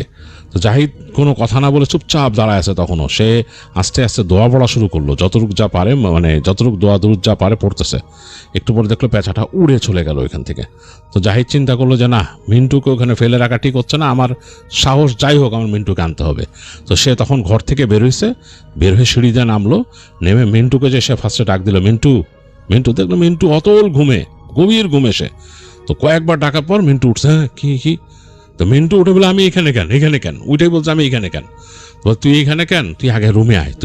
তো মিন্টুকে আগে ধরে সে মানে উঠতে সাহায্য করলো। মিন্টু বললো কেমন জানি ঘোর লাগা চোখ, উঠে আসলো রুমে, কোনো মতো উঠে এসে মিন্টু বলে আমি এখানে কেন, তুই শো বিছনায় শো। তো মিন্টু শুয়ে পড়লো, শুয়ে এসে আবার ঘুমায় গেল, মিন্টুর আর কোনো খেয়াল নাই। তো জাহিদ অনেকক্ষণ বসে থাকলো বিছানার পাশে। সে চিন্তা করলো যে মানে ব্যাপারটা কেমন হইলো, কি হয়েছে, কি নিয়ে আসলো তাকে এখানে। তো সে আর ঘুমাইতে পারলো না, এবং সে ওই দরজাটাও লাগাইতে পারলো না ভয়, এবং মাছটাও ভয়ে ভিতরে আনলো না, কারণ তার ভিতরে তখন ভয় দেখা দিছে, অন্য কিছুর ভয়। তো মানে খারাপ কিছু যদি থাকে ওইখানে, ওই মাছটা যদি এখানে নিয়ে আসে, অন্য মানে কিছু তো একটা হইতে পারে, এরকম একটা ভয় তার দেখা যাচ্ছে। কারণ সে ক্ষেতের মধ্যে দেখছিল কিছু একটা ফলো করে ওইখান থেকে চলাফেরা করছে। তো সে ওই জন্য ভয়ে আর ওই মাছটারও ভিতরে আনে নাই, দরজাটাও আবার লাগাইতে সাহস পাইতেছে না, চুপচাপ বসে আছে। তো এরকম এক সময় ঠায় বসে থাকতে থাকতে সে ঘুমায় গেছিল ওখানে, ওই বিছানার পাশেই। কোন সময় ঘুমায় পড়ে গেছে তার খেয়াল নাই। তো ফজরের আজানের শব্দে ঘুম ভাঙছে, জাহিদের ঘুম ভাঙছে। সে উঠে দেখে মিন্টু তখনও বেঘরে ঘুমাচ্ছে, আজান বেশ জোরে জোরে পড়তেছে, মানে খুব ভালো লাগতেছে জাহিদের কাছে আজানের শব্দটা। একটু পরেই তার বাবার হাঁক শুনলো, তাকে ডাকতেছে, এই জাহিদ, এই তুই ঠিক আছিস বলে আসলো, এসে একদম ঘরের সামনে আসছে। তখন জাহিদ বেরে বলে যে হ্যাঁ আব্বা ঠিক আছি। বলে কি ব্যাপার, গেছিলি মাছ ধরতে, কখন আসছিস? তো বললো যে এরকম রাত্রে আসছে এই সেই। তো তার আব্বা বললো সব ঠিক আছে, বলে যে আছে। তো তখন সে বললো আব্বা শুনেন, বলে কি, বলে কাছে যে তখন সে বললো যে এরকম হয়েছে, যে মিন্টু এরকম হয়েছে। তখন বলে তোদের না করছিলাম এখানে শুইতে, থাকতে না করছি, ওখানে কে যেতে বলছে ওখানে শুইতে। যাই হোক, মানে তার বাবা ওখানে বলে, তার বাবা ওখানে দাঁড়ায় একটু দোয়া দরুদ পড়ে তার বাবা বলে আমি নামাজ পড়তে যাচ্ছি, তুই অজু করে নামাজটা এখানে পড়ে নে, ওরে উঠেও নামাজ পড়ে, একসাথে পড়ে দুজন। আর কি বলবো, তোদেরকে মসজিদে নিয়ে যেতাম, এখন যে রাত্রেবেলা কি হয়েছে আর কি বলবো, বলে তার বাবা ওখান থেকে চলে যায়। তো জাহিদ আসলে ওই যে বাবা বলছে নামাজ পড়তে, সে এখন মিন্টুকে রেখে যেতে একটু খারাপ ফিল করতেছে, রেখে যে সে যাবে অজু করতে, কিন্তু কিছু করার নাই, সে মিন্টুকে রেখেই যায়। যে তাদের ওখানে কলপাড় আছে, কলপাড় থেকে অজু করে আসে, এসে সে দেখে মিন্টু তখনও ঘুমাচ্ছে। তো মিন্টুকে সে উঠায়, বলে যে এই ওট। তো ওরা অনেকক্ষণ বলার পর দেখে মিন্টু উঠছে, বলছে সে চোখ মেলতে পারতেছে না, বলে যে উঠে নামাজ পড়ি একসাথে। তো মিন্টু নাকি মানে গড়িমসি করতে করতে পরে যায়, যে মিন্টু অজু করে আসে, আসার পরে দুজনে নামাজ আদায় করে। তো নামাজ আদায় করার পর দেখা যায় একটু ভালো ফিল করতেছে, জাহিদ ভালো ফিল করতেছে। জাহিদের মনে যে ওই রাতের বেলার ভয় ছিল সেটা আর কিছু নাই। তো সে তখন মিন্টুরে বলে যে রাতের বেলা তোর সাথে কি ছিল জানিস? বলে কি? বলে এরকম এরকম ঘটনা। তো শোনার পর তো মিন্টু প্রচন্ড রকমের ভয় পায়। সে বলে যে আরে তুই আমারে জাগাইস না কেন, তুই আমার জাগাইস না কেন, তুই তো আমার তখন ডাকা উচিত ছিল, তুই আমার তুই চলে আসিস না কেন উঠানের মধ্যে? আরে বেটা, তোরে যদি তখন আমি জাগাইতাম বা কিছু হইতো, একটা বিপদ হইতে পারতো। ওইটা তোরে কোনো কিছু ওখান থেকে নিয়ে আসছে, তুই হয়তো ওখানে গেছিলি নাপাক অবস্থায় ছিলি, ওই জায়গাটায় তোরা চায় নাই, তোরে হয়তো আস্তে করে উঠায় নাই, এখানে শোয়াই দিয়ে গেছে, তোর তো ফেলাও দেয় নাই। হ্যাঁ, তুই তো মানে কোনো সমস্যা তোর করে নাই, তোর সমস্যা মনে হয়েছে? তো তখন নাকি মিন্টু বলে যে না, আমার তো কোনো সমস্যা মনে হয়নি। বলে তোর যে হয় নাই এইটাই হলো গিয়া ব্যাপার আর কি, তোরে কিছু করে নাই, তোরে যা এখানে রেখে গেছে। তো সুতরাং তুই মানে আল্লাহর কাছে শুকর কর যে তোর ঠিক আছে, তোর কোনো সমস্যা হয়নি। এই বলে আর বলে যে এরকম রাত্রেবেলা আসলে যাওয়া ঠিক না, তুই যে এখানে থাকতে চাইছিস, ওই বেঞ্চে যে শুইতেছিস ওটাও ঠিক না, জায়গাটা ঠিক হয়নি, ঘরের মধ্যে থাকতে হয় রাত্রেবেলা, গভীর রাত্রে বাইরে থাকতে হয় না। আর এরকম তুই আসলে এরপর থেকে আর মাছ ধরতেও যাবো না আমি, কারণ আমার কাছে মনে হয়েছে কালকে মাছ ধরে আসার সময় কিছু আসতেছিল আমাদের সাথে সাথে। তো যাই হোক, তারা এই কথাবার্তা বলে, একটু পরে দেখে যে হ্যাঁ তাদের মাছগুলো আছে, ঠিকই আছে, মাছের কিছু হয় নাই। ওই মাছ পরে তারা বাসায় দিয়ে দেয়। আর এই হচ্ছে জাহিদের একটা এক্সপিরিয়েন্স, জাহিদ যেটা দেখছে তার নিজের চোখে, এবং এটা তার কাছে খুবই মানে খুবই স্কেরি একটা জিনিস মনে হয়েছে, এবং মানে একেবারেই অলৌকিক একটা জিনিস, যেটা সে নিজের চোখকে বিশ্বাস করতে পারেনি, যেটা সে চোখে দেখছে। এটা সে বলতেছে যে মানুষ ম্যাজিকে দেখে, যে ম্যাজিক যখন দেখায় যে কাউকে উঁচু করে ফেলছে, বাতাসে ভাসায় ফেলছে, বাট এইটা সে চোখের সামনে দেখে খুবই অবাক হয়েছে। সে বলছে এইটা আমার জন্য একটা ডিফারেন্ট টাইপ অফ এক্সপিরিয়েন্স। যার ঘটনা শেয়ার করব তার নাম মেহেরাজ আলিফ চৌধুরী। তিনি চট্টগ্রাম খুলশী এলাকা থেকে তিনি আমাদের ঘটনা পাঠিয়েছেন। তো তিনি ছোটবেলা থেকেই তার জাহাজে চড়ার খুব শখ ছিল, এবং একদিন এক বড় ভাইয়ের কাছ থেকে তিনি খবর পান যে জাহাজে নাকি একটা চাকরি আছে। তো তিনি না চিন্তা করেই বাসায় ওই বড় ভাইকে বলে দেয় যে ঠিক আছে আমি করব। কিন্তু বাসায় তিনি সবার ছোট থাকার কারণে, তো তার উপরে তো সবার কর্তৃত্ব, সবাই বলে যে না, চাকরি বাকরি করার দরকার নাই, তুমি ছোট, তোমার ফ্যামিলি থেকে চাকরি করতে দিবে না। তো তিনি আর তোয়াক্কা করে না, 2 দিন পরে চাকরিতে জয়েন করার সিদ্ধান্ত নেয়। তো বাসায় কাউকে না জানিয়ে তিনি অফিসের পেপার ওয়ার্ক শেষ করে অফিস থেকে তাদের চট্টগ্রামে এক টুরিস্ট স্পটে আসে, সেখানে সেই টুরিস্ট স্পটে নেভাল টুরিস্ট স্পট, সেখানে তাদের অফিস কোয়ার্টারে তাকে পাঠিয়ে দেয়। সেই কোয়ার্টারে তিনি 1 রাত থাকেন। তার পরের দিন রাতে তাকে জাহাজে উঠিয়ে দেওয়া হয়। তো বাসা থেকে প্রচুর ফোন আসতে থাকে, তিনি কোনো ফোনে কল টল ধরে না, কাউকে পাত্তা না দিয়ে খালি শুধু তার মাকে ফোন দিয়ে বলে যে দেখো জাহাজ উঠলে তো নেটওয়ার্ক থাকবে না, আমি কিন্তু জাহাজে একটা কাজে যাচ্ছি, 5-7 দিন সময় লাগবে। তারপর তাকে রাত 10টায় জাহাজে তুলে দেয় তার কোম্পানির লোকেরা। তো জাহাজে উঠে যায় তিনি, এবং ওই নেভাল চাইনিজ ঘাট থেকে ছোট লাইটার জাহাজ আছে এবং মাল বোঝাই ছোট ছোট জাহাজ, অত ছোটও না, কিন্তু সেখানে সেই জাহাজে তাকে উঠাই দেওয়া হয় এবং তাকে তার কেবিন দেখিয়ে দেওয়া হয়। জাহাজের রাতের 1টার দিকে কুতুবদের উদ্দেশ্যে রওনা হয়। তো তার কাজ ছিল জাহাজের মালামাল দেখে রাখা। তো কুতুব দিয়ে যখন আসে বড় শিপ থেকে ছোট জাহাজগুলোতে, তখন ওই কয়লা শিফট করে। তো তার সামনে একটা জাহাজ ছিল, মোট 3টা জাহাজ ছিল এখানে, এবং কয়লা নেওয়ার পর তারা নারায়ণগঞ্জের উদ্দেশ্যে রওনা হয়। তো জাহাজে তার একা ভালো লাগতো না। তো জাহাজে একদিন হঠাৎ করে এক কর্মচারীর সাথে তার বন্ধুত্ব হয়, শফিক ভাই। তিনি শফি ভাই বলে ডাকতো। ততদিনে 1-2 দিন পার হয়ে গেছে। তিনি শফি ভাই জাহাজে প্রায় রাতে তারা জাহাজের সামনে আড্ডা দিত, গভীর রাতে আড্ডা দিত। তো মোস্ট অফ দ্য টাইম দেখা যেত যে জাহাজ নোঙর করে ভরা অথবা জাহাজ চলছে। তো ওই শফি ভাইয়ের সাথে তার বেশ খাতির হয়ে গেছে। একদিন রাত 2টার দিকে হঠাৎ করে তিনি বের হন শফি ভাইয়ের সাথে আড্ডা দিতে। তো জাহাজ তখন নোঙর করা অবস্থায়। তিনি সেদিন রাতের বেলা ঘুম থেকে উঠে দেখতে পায় শফি ভাই ঠিক সেই জায়গায় দাঁড়িয়ে আছে যে জায়গায় তিনি তার সাথে আড্ডা দেয়। তিনি বলে যে আজকে তো আমাকে ডাকলো না কেন, সবসময় তো ডাকে আড্ডা দেওয়ার জন্য, আজকে এখানে ডাকলো না কেন?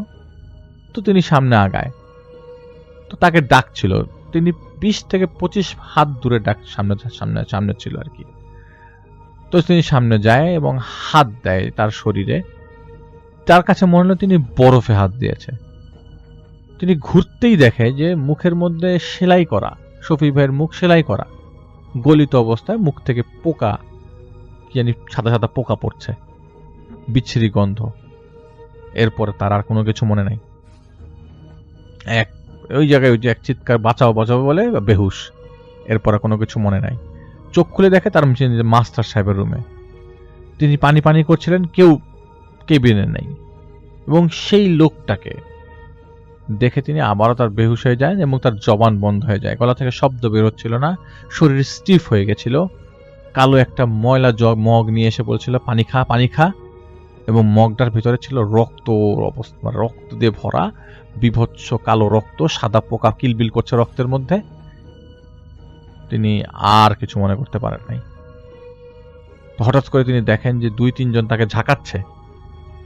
ক্যাশিয়ার সাহেব মাস্টার সাহেবকে বলে যে, তিনি বলছে যে আমাকে বাঁচাও আমাকে বাঁচান। তো ঘুম থেকে ওঠার পরে তিনি খুব ভয় পেয়ে যান, কিন্তু খুব মানে ভীত সন্ত্রস্ত অবস্থায়। তো ক্যাশিয়ার সাহেব মাস্টার সাহেবকে বলে, তো তিনি তার ঘটনা তাদেরকে বলার পরে যে আমাদের এখানে তো শফি নামে কেউ নাই। তাহলে জাহাজে যদি শফি নামে কেউ না থাকে তাহলে তিনি কার সাথে এতদিন আড্ডা দিয়েছে?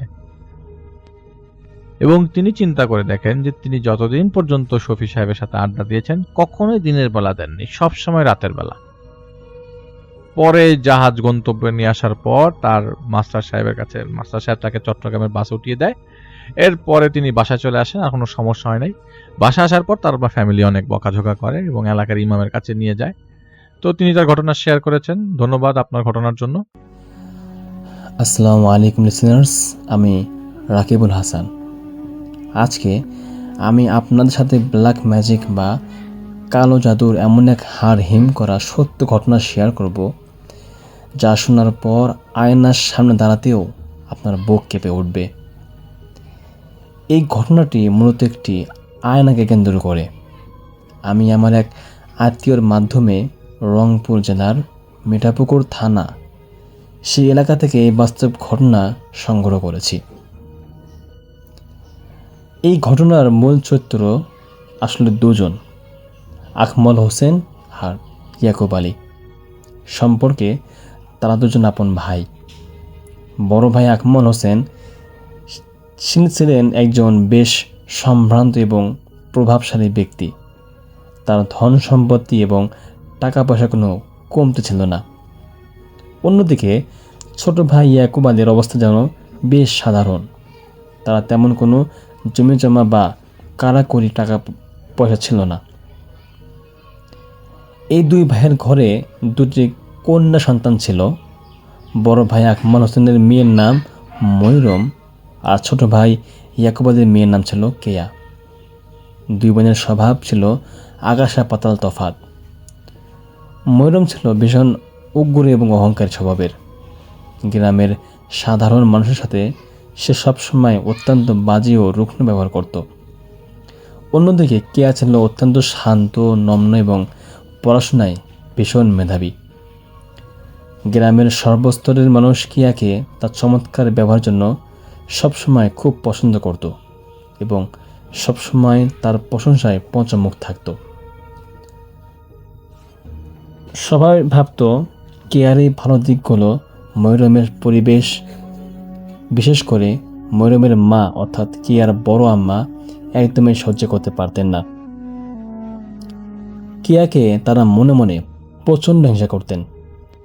এই ঘটনা আজ থেকে প্রায় বহু বছর আগের, বাংলাদেশের স্বাধীনতা যুদ্ধেরও আগের কথা। ওই সময় গ্রাম বাংলায় কেউ ম্যাট্রিক বা এসএসসি পাশ করলে পুরো এলাকায় শোরগোল পড়ে যেত। দূর দূরান্ত থেকে মানুষ দেখতে আসতো যে কে আসলে ম্যাট্রিক পাশ করেছে। তো এক বছর ময়ূরম এবং কেয়া দুজনেই একসাথে ম্যাট্রিক পরীক্ষা দেয়। কিন্তু ভাগ্যের নির্মম পরিহাসে অহংকারী ময়ূরম পরীক্ষায় ফেল করে, আর নম্র ভদ্র কেয়া অত্যন্ত কৃতিত্বের সাথে ফার্স্ট ডিভিশনে পাশ করে। সেই যুগে সিজিপিএ বা জিপিএ সিস্টেম ছিল না। ফার্স্ট ডিভিশন পাওয়া ছিল এক বিরাট ব্যাপার। কেয়ার এই সাফল্যে পুরো গ্রামের মানুষ আনন্দিত হয়ে এবং ঘরে ঘরে তার প্রশংসা ছড়িয়ে পড়ে। এই ঘটনা কিছুদিন পর এক সম্ভ্রান্ত পরিবার থেকে কেয়াদের বাড়িতে বিয়ের প্রস্তাব আসে। আসলে ঘটক প্রথম দিক থেকে বড় ভাই আকমল হোসেনের বাড়িতেই সেই ছেলের পক্ষকে নিয়ে আসছিল, কারণ আকমল ছিল ধনী। বড় আম্মা ছেলের পক্ষের কাছ থেকে মরিয়মের ব্যাপারে বানিয়ে অনেক মিথ্যা কথা বলেন। তিনি দাবি করেন যে মেয়ে মরিয়মে নাকি গ্রামে প্রথম ম্যাট্রিক পাশ করেছে। ছেলের পক্ষ প্রথম দেখায় মরিয়মের সাথে বিয়ের ব্যাপারে বেশ ইতিবাচক সাড়া দেয়। কিন্তু বিপত্তি ঘটল এর কিছুদিন পর। বরের মামা ছিলেন বেশ চতুর লোক। তিনি গোপনে গ্রামে খোঁজ খবর নিতে গিয়ে জানতে পারলেন যে মরিয়ম আসলে ম্যাট্রিক পাশই করেনি, বরং ফেল করেছে। উপরন্তু তার স্বভাব চরিত্র এবং মানুষের সাথে ব্যবহার অত্যন্ত খারাপ।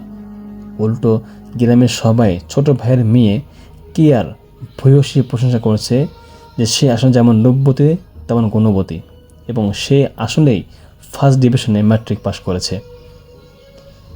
তো এই মিথ্যা ধরে ফেলার পর তখন ছেলেরা তৎক্ষণাৎ ঘটককে তলব করে রাগান্বিত হয়ে জিজ্ঞেস করলেন, তুমি আমাদের কাছে কিয়ার মতো এত ভালো মেয়ের কথা লুকিয়েছে কেন? তখন ঘটক আমতা করে বলল, ওদের ফ্যামিলিতে তো অত্যন্ত সম্ভ্রান্ত না, বাবার সেরকম জমি জমা নেই, তাই আপনাদেরকে বলিনি। তখন বরের মামা পরিষ্কার জানিয়ে দিলেন যে আমাদের টাকা পয়সার দরকার নেই, আমরা ওই কিয়া মেয়েটাকে দেখব। এরপর ছেলের পক্ষ সরাসরি ইয়াকুবাদের বাড়িতে যায়। কিয়াকে দেখার পর তাদের ভীষণ পছন্দ হয়ে যায়। গ্রামের মানুষের মুখেও কিয়ার সুনাম শুনে তারা বিয়ের দিনক্ষণ চূড়ান্ত এবং সেটা তাড়াতাড়ি করার সিদ্ধান্তও নেয়। এই খবরটি যখন মরিয়মের মা অর্থাৎ কিয়ার বড় আম্মার কানে পৌঁছায় তখন তিনি রাগে হিংসায় অন্ধ হয়ে যান। তিনি ভাবলেন কিয়া ও তার পরিবার নিশ্চয় ইচ্ছা করে বরের পক্ষের কাছে মরিয়মের নামে নিন্দা রটিয়েছে এবং মিথ্যা বলে যে এই রাজকীয় বিয়েটা ভেঙে নিজেদের দিকে টেনে নিয়ে আসে। চরম ক্ষোভ নিয়ে তার বড় আম্মা কিয়াদের বাড়িতে এসে তুমুল চেঁচামেচি ও ঝগড়া শুরু করেন। কিয়াকে লক্ষ্য করে তিনি অত্যন্ত বিশুদ্ধ ভাষায় বলেন, তোর এই লেখাপড়ার সুনাম আর এই রূপের অহংকার আমি সব শেষ করে দেব, দেখে নিস। তিনি এই বলে রাগে কাঁপতে কাঁপতে চলে যান। এরপর থেকে দুই পরিবারের সম্পর্ক একেবারে বিষিয়ে যায়, কথাবার্তা প্রায় বন্ধ হয়ে যায়। দেখতে দেখতে বিয়ের আর মাত্র 10 থেকে 15 দিন বাকি আছে। হুট করেই মরিয়মের মার আচরণে এক অলৌকিক পরিবর্তন দেখা গেল। একদিন তিনি নিজেই অত্যন্ত নরম সুরে কিয়াদের বাসায় হাজির হলেন। কিয়া এবং তার মায়ের হাত ধরে বললেন, সেদিন রাগের মাথায় অমন কথা বলা আমার ঠিক হয়নি, আমি খুবই দুঃখিত। আমি তো তোর বড় আম্মা, তোর ওপর আমার একটা অধিকার আছে। তোর বিয়ের শাড়ি গয়না আর তোকে সাজানোর জন্য যা কিছু প্রয়োজন সব কিছু আমি নিজের পছন্দ করে তোকে উপহার দেব। বড় আম্মার এই আকাঙ্ক্ষিক পরিবর্তনের সরল মনা কিয়া এবং তার বাবা মা ভীষণ খুশি হলেন। তারা ভাবলেন তিনি হয়তো নিজের ভুল বুঝতে পেরে হয়তো উনি মন থেকে উদার হয়েছেন। কথা মতো বড় আম্মা নিজেই কিয়ার বিয়ের শাড়ি ও সাজগোজে যাবতীয় জিনিসপত্র কিনে এনে দিলেন। বিয়ের দিন যখন কিয়াকে সেই লাল শাড়িটি পরানো হচ্ছিল তখন হঠাৎ কিয়া খেয়াল করলো যে শাড়ির আঁচলের একটি অংশে ব্লেড বা কাঁচি দিয়ে সূক্ষ্মভাবে কাটা। সে অবাক হয়ে তার বড় আম্মাকে ডেকে বলল, বড় আম্মা দেখো তো শাড়ির এই অংশটা কেমন যেন কাটা। বড় আম্মা কিছুটা আমতা করে চটজলদি বললেন, কই দেখি। আর আমি তো খেয়ালই করিনি, হয়তো দোকান থেকে কেনার সময় কোনো কারণে কেটে গেছে। কোনো সমস্যা নেই মা, কুচির ভেতর দিয়ে দিলে এটা দেখা যাবে না, তুমি তাড়াতাড়ি তৈরি হয়ে নাও। বড় আম্মার কথায় কিয়া আর বিরক্তি না পেয়ে বিয়ে সম্পন্ন করলো। ধুমধাম করে কিয়ার বিয়ে হয়ে গেল এবং সে তার শ্বশুরবাড়িতে চলে গেল। কিন্তু মূল ভয়ঙ্কর এবং লোমহর্ষক ঘটনা শুরু হলো বিয়ে ঠিক 1 মাস পর থেকে। হুট করে একদিন মরিয়মের মা কিয়ার শ্বশুরবাড়িতে বেড়াতে আসেন। তার হাতে ছিল কাপড় দিয়ে মোড়ানো 1.5 থেকে 2 হাতের মতো একটি ছোট আয়না। তিনি কিয়াকে ডেকে বললেন, মা তোর জন্য আমি এই আয়নাটা নিয়ে আসছি। এটা তোর শোবার ঘরে টাঙিয়ে রাখিস। আয়নায় মুখ দেখার সময় প্রতিবার তোর এই বড় আম্মার কথা মনে পড়বে। কিয়া বিনয়ের সাথে বলল যে তার ঘরে আয়না আছে, কিন্তু বড় আম্মা জোর করে নিজেই কিয়ার শোবার ঘরে সে দেয়ালটিতে আয়নাটা একটি হুক দিয়ে শক্ত করে ঝুলিয়ে দিলেন। সেদিন ঘরে অতিথি আসায় কিয়া রান্নাঘরে ভীষণ ব্যস্ত ছিল। বড় আম্মা বারবার রান্নাঘরে গিয়ে কিয়াকে বলছিলেন, একবার রুমে আয় মা, তুই একটুবার আয়নাটা দেখে যা, একটু মুখটা দেখ কেমন লাগে। কাজ শেষ করে কিয়া যখনই প্রথমবার সেই আয়নায় সামনে গিয়ে দাঁড়ালো এবং নিজের মুখটা দেখল, ঠিক সেই মুহূর্তে তার শরীরের ভেতরে এক তীব্র অস্থিরতা শুরু হলো। মাথাটা কেমন যেন উলটপালট হয়ে ভার হয়ে গেল এবং এক অদ্ভুত বিতৃষ্ণা তাকে গ্রাস করল। তবে কাজের ক্লান্তির কারণে কিয়া তখন বিষয়টি তেমন একটা পাত্তা দেয়নি। বড় মা খাওয়া দাওয়া শেষ করে বিদায় নিলেন। এর ঠিক 2 দিন পর কিয়ার শরীরে প্রথম উপসর্গ দেখা দিতে শুরু করলো। কিয়ার প্রচণ্ড রকমের ঘুম পেতে লাগলো। কারোর সাথে মাত্র 10 মিনিট কথা বললেও সে আর চোখ খুলতে পারতো না। এর পাশাপাশি তার মাথায় গোছা গোছা চুল ওঠা শুরু হলো। গোসল করতে গেলে কিংবা চিরুনি চালালেই মুঠো মুঠো চুল পড়তে শুরু করতো। কিন্তু সবচেয়ে বড় আতঙ্কটা শুরু হলো তার ঘুমে। কিয়া যখনই ঘুমাতে যেত, দিনে হোক বা রাতে, সে অবিকল একই বিভৎস স্বপ্ন দেখত। সে দেখত একটি অত্যন্ত রোগা কুচকুচে কালো এবং সম্পূর্ণ চুলহীন টেকো মাথার মেয়ে বিছানায় শুয়ে আছে, আর তার শিয়রের কাছে বসে আছে প্রায় 70 থেকে 80 বছর বয়সী এক ভয়ঙ্কর তান্ত্রিক বুড়ি। সে বুড়িটা বিড়বিড় করে মন্ত্র পড়ছে আর সেই কুচকুচে কালো মেয়েটার সারা শরীরে ফু দিচ্ছে। এই একই স্বপ্ন কিয়া দিনে রাতে যতবার ঘুমাতো ততবারই দেখত। আর দিনে প্রায় 5 থেকে 6 বার তার গভীর ঘুম আসতো, যা কোনোভাবেই ভাঙা যেত না। এই মাত্রাতিরিক্ত ঘুমের কারণে শ্বশুরবাড়ির লোকজনের সাথে কিয়ার সম্পর্ক খারাপ হতে শুরু করলো। সবাই তাকে অলস ও দায়িত্ব জ্ঞানহীন ভাবতে লাগলো।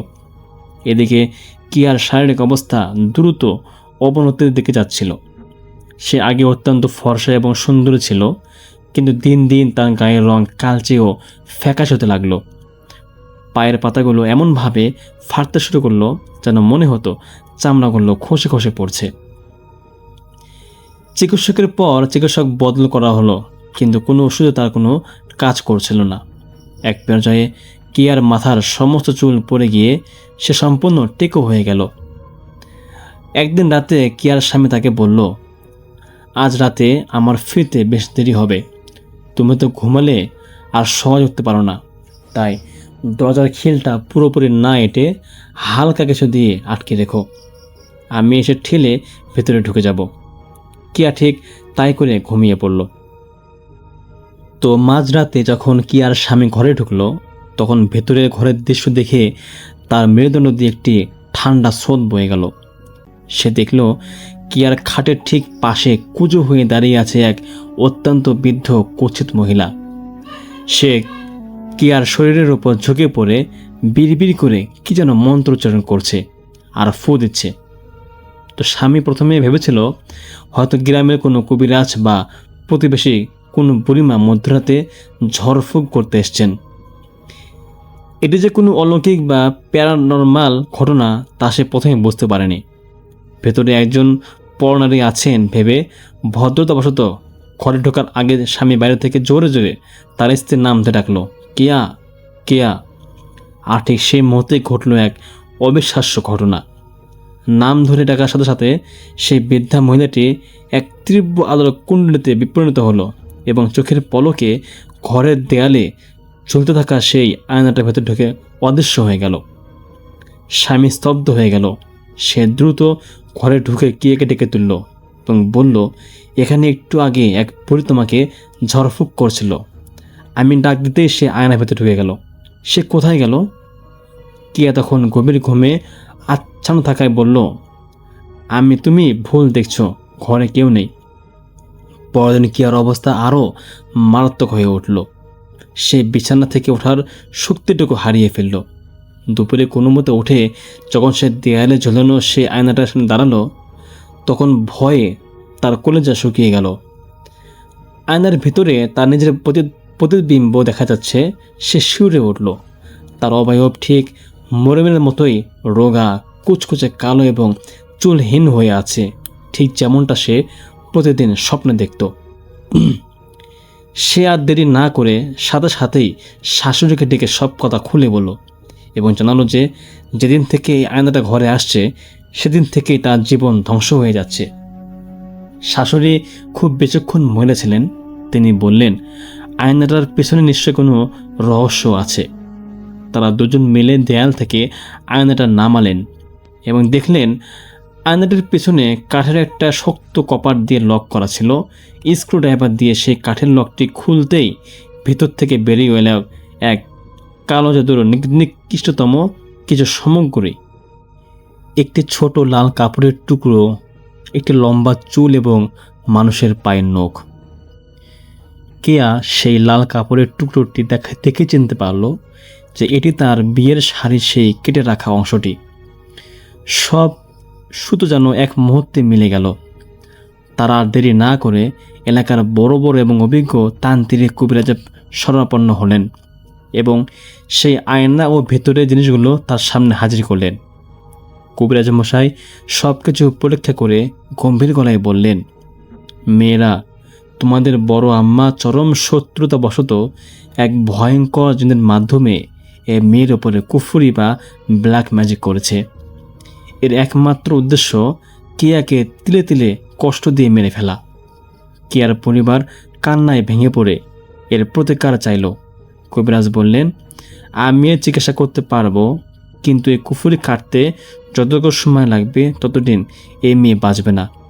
তার চেয়ে সবচেয়ে ভালো হয় তোমরা এখনই আকমল সাহেবের কাছে যাও এবং বল প্রয়োগ করে হলেও জাদুটনার মূল জিনিসটি উদ্ধার করো। এরপর কিয়ার শ্বশুরবাড়ির লোকজন এবং কিয়ার বাবা ইয়াকুব আলী সরাসরি আকমল হোসেনের বাড়ি গিয়ে হাজির হন। আকমল সাহেব প্রথমে বিশ্বাস করতে চাননি, কিন্তু যখন কাটা শাড়ির টুকরোটো এবং প্রমাণ দেখানো হলো তখন তিনি ক্ষোভে ফেটে পড়লেন। তিনি নিজের স্ত্রীকে ঘরের ভেতরে আটকে রেখে প্রচণ্ড চাপ দেন এবং এক পর্যায়ে মারধর করতে উদ্যত হলে ময়ূরমের মা কেঁদে ফেলে নিজের সব দোষ অপরাধ স্বীকার করে নেন। তিনি জানান কিয়ার ওপর তীব্র হিংসা থেকে তিনি এক কুখ্যাত তান্ত্রিকের কাছে গিয়েছিলেন। সে তান্ত্রিক বলেছিল কিয়াকে ধ্বংস করতে হলে তার বিয়ের শাড়ির কাটা অংশটা, মাথার চুল এবং পায়ের নখ লাগবে। আর এ কারণে তিনি এবং ময়ূরম সুকৌশলে বিয়ের দিন কিয়াকে সাজানোর বাহানা করে এই জিনিসগুলো সংগ্রহ করেছিলেন। তান্ত্রিক এই জিনিসগুলো দিয়ে কিয়ার অবয়বে একটি ছোট পুতুল তৈরি করে এবং সেই পুতুলের মাথায় সুই ফুটিয়ে চুলগুলো কেটে দেয়, যার ফলেই বাস্তবে কিয়ার সমস্ত চুল পড়ে যায়। আর আয়নাটি ছিল সেই জিনের প্রবেশদ্বার, যার মাধ্যমে প্রতিদিন রাতে সেই জিনের বুড়ি রূপটি এসে কিয়ার জীবন শক্তি চুষে নিত। ময়ূরমের মা আরও স্বীকার করেন যে সেই অভিশপ্ত পুতুলটি গ্রামের এক কোণে থাকা একটি পরিত্যক্ত ও প্রাচীন কবরস্থানের মাটির নিচে পুঁতে রাখা হয়েছে। প্রতি অমাবস্যায় তারা সেখানে গিয়ে পুতুলের ক্ষতি করত, যার প্রভাব সরাসরি কিয়ার শরীরে পড়ত। পরবর্তীতে আকমল সাহেব নিজে দাঁড়িয়ে থেকে সে কবরস্থান থেকে পুতুলটি উদ্ধার করেন এবং কবিরাজের নির্দেশ মতো সেটিকে পুড়িয়ে ধ্বংস করা হয়। এরপর কবিরাজের দীর্ঘদিন চিকিৎসায় আস্তে আস্তে কিয়া সুস্থ হয়ে ওঠে এবং তার মাথায় চুল এবং তার সৌন্দর্য পুনরায় ফিরে আসতে শুরু করে। তো লিসেনার্স, এই ছিল আজকের ঘটনা। আশা করি আজকের ঘটনা আপনাদের ভালো লেগেছে, যে আপন মানুষও যে হিংসায় বসে কতটা ভয়ঙ্কর হয়ে উঠতে পারে এই ঘটনা তার জীবন্ত প্রমাণ। তাই সকলেই সাবধানে থাকবেন এবং সতর্ক থাকবেন। দেখা হবে পরবর্তী কোনো এপিসোডে। আজকের মতো এখানে বিদায় নিচ্ছি। আল্লাহ হাফেজ। আমি আজ যে ঘটনাটা শেয়ার করব তা আমাদের পাঠিয়েছেন এক বড় ভাই, ওনার নাম কাউসার। কাউসার ভাই বর্তমানে ময়মনসিংহতে থাকেন। ঘটনা শেয়ার করার জন্য কাউসার ভাইকে অসংখ্য ধন্যবাদ। আর যার সাথে ঘটনাটা ঘটেছে তার নাম হচ্ছে রাশেদ।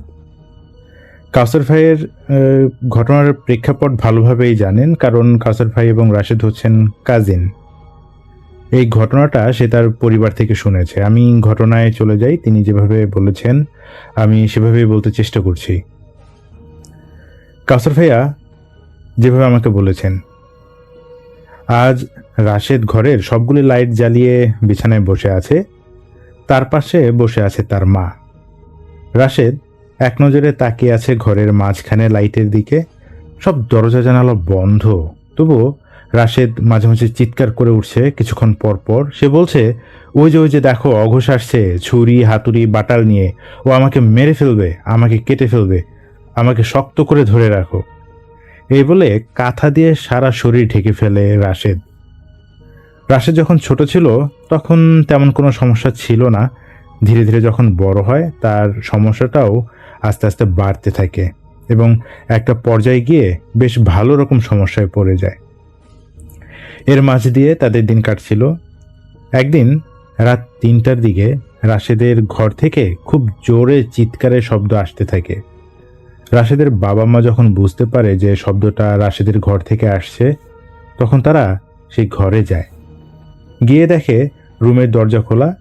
তার রুম ছিল দোতলার উপর, আর পুরোটা বাড়ি ছিল 5 তলা। তারা সবগুলো রুম খুঁজে দেখে যে নিচে কোথাও রাশেদ নেই। নিচে গিয়ে দেখে যে মেন গেট খোলা এবং দারোয়ান এক পাশে পড়ে আছে, তার মুখে আঘাতের চিহ্ন। দারোয়ান ব্যথায় মুষড়ে গিয়ে বলল, রাশেদ ভাই আবার লাশ কাটা ঘরের দিকে দৌড় দিছে। তখন তারা সাথে সাথে লোকজন নিয়ে সেই লাশ কাটা ঘরের দিকে রওনা হয়। তাদের বাসা থেকে কিছুটা দূরেই সেই লাশ কাটা ঘরটা ছিল। যখন সেখানে পৌঁছে তারা দেখে যে সেই লাশ কাটা ঘরের সামনে একটা চাটাইয়ের উপর রাশেদ শুয়ে আছে ঘুমন্ত অবস্থায়।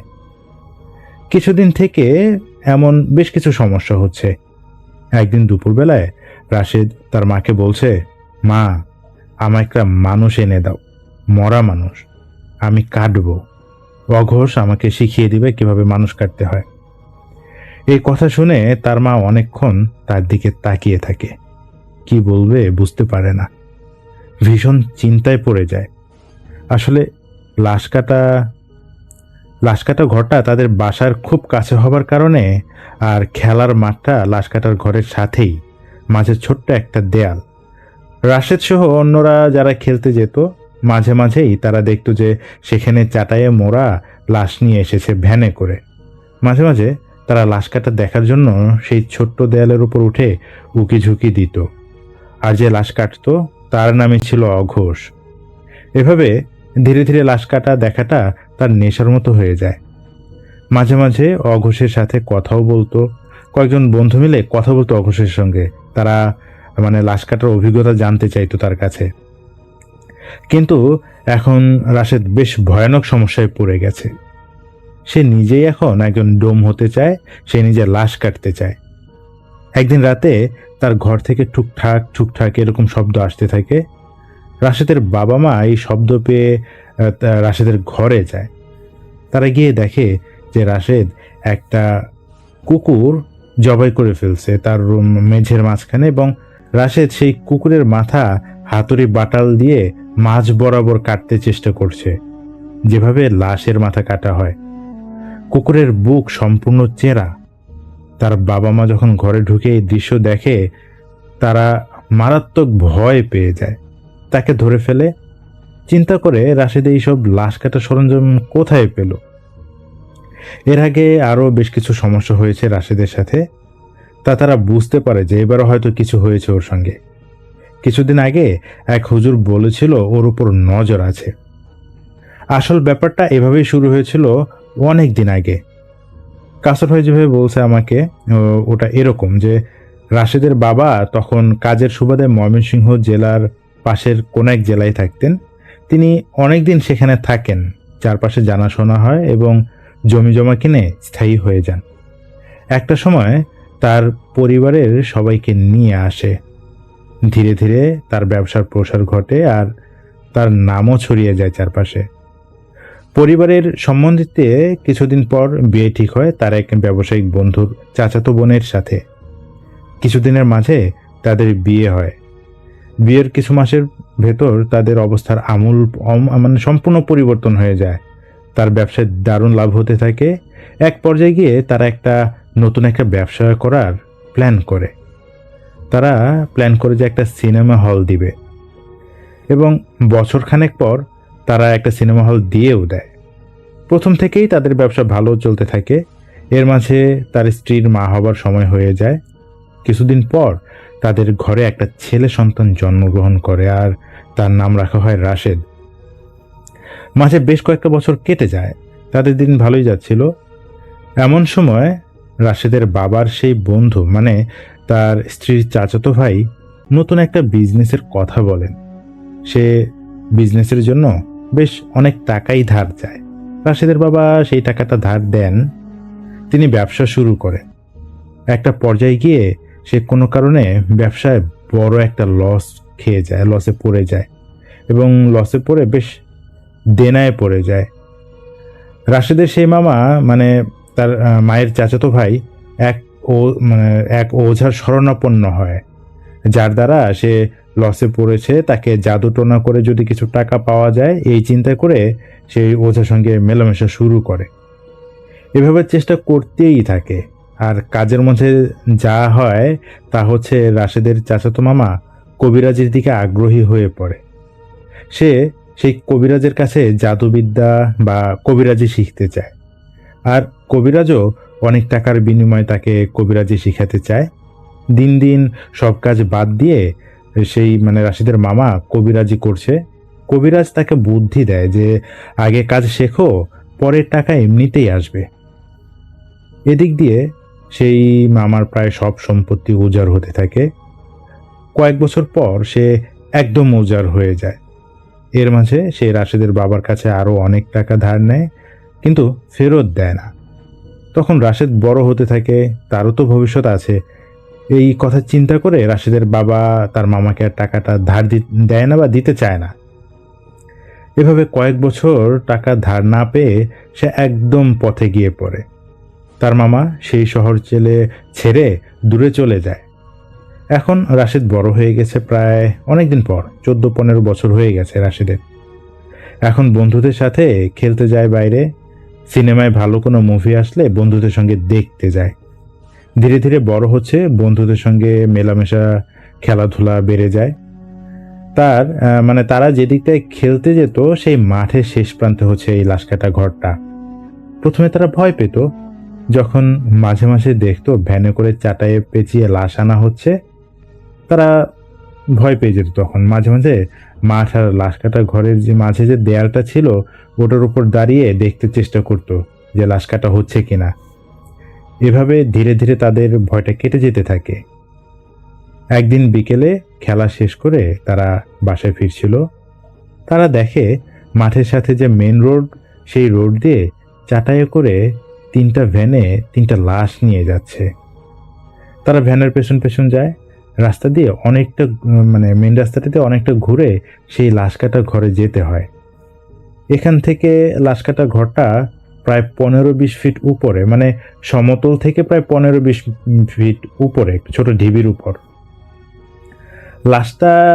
লাশ কাটা ঘরের চারপাশটা হাফ দেয়াল ছিল, পুরোটা ঘেরাই করা। আর সেই দেয়ালের ভিতরে গলা সমান সন গাছ ছিল, বা অন্যান্য গাছে একদম ছোট ছোট জঙ্গলের মতো হয়ে গিয়েছিল আর কি।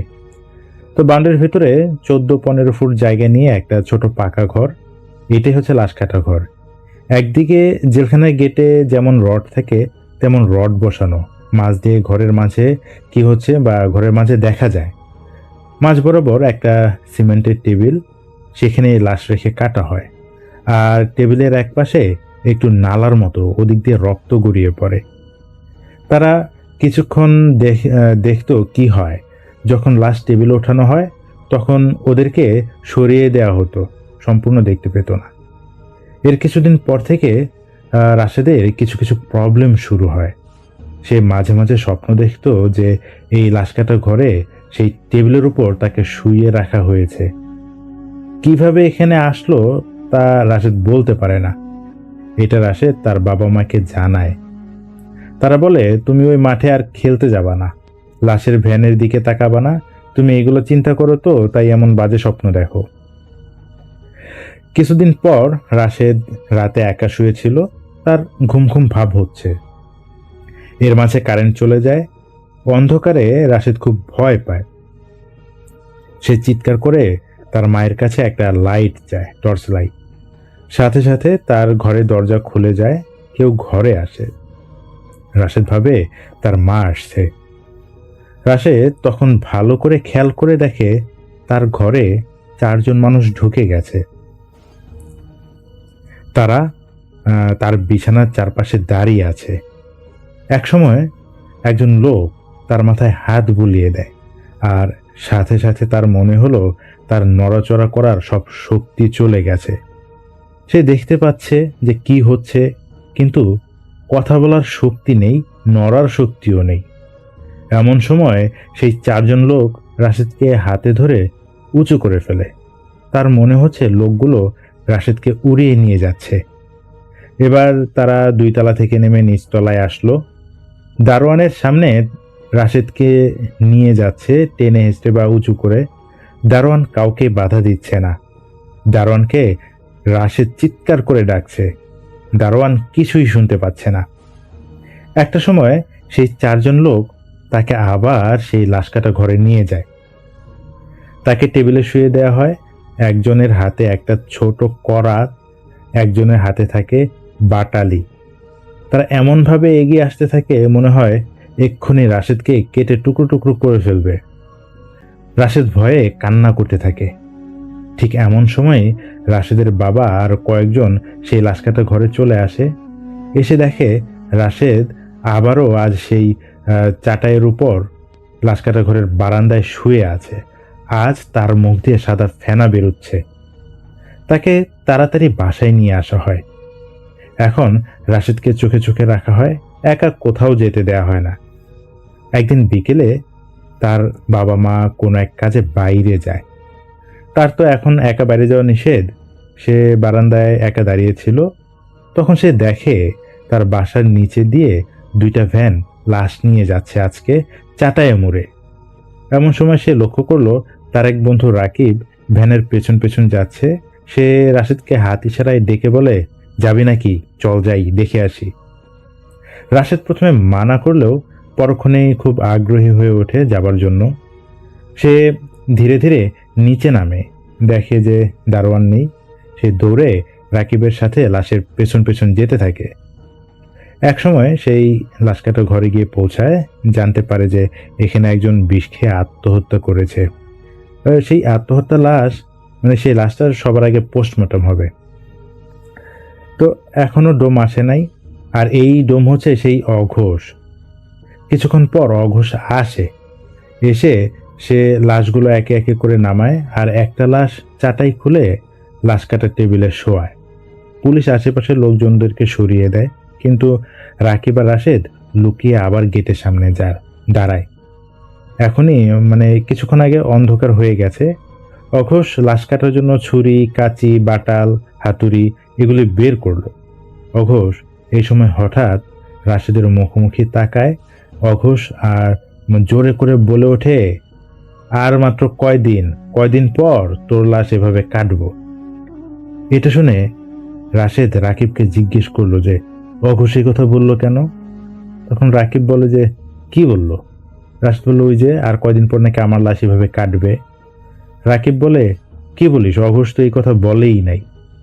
তো ভালো করে খেয়াল করে দেখলো যে সত্যি অঘোষ ওখানে নেই। সে একটা লাশ চাটাই থেকে খুলে বারান্দায় নিয়ে যাচ্ছে, আর হাতুড়ি বাটালও নেই।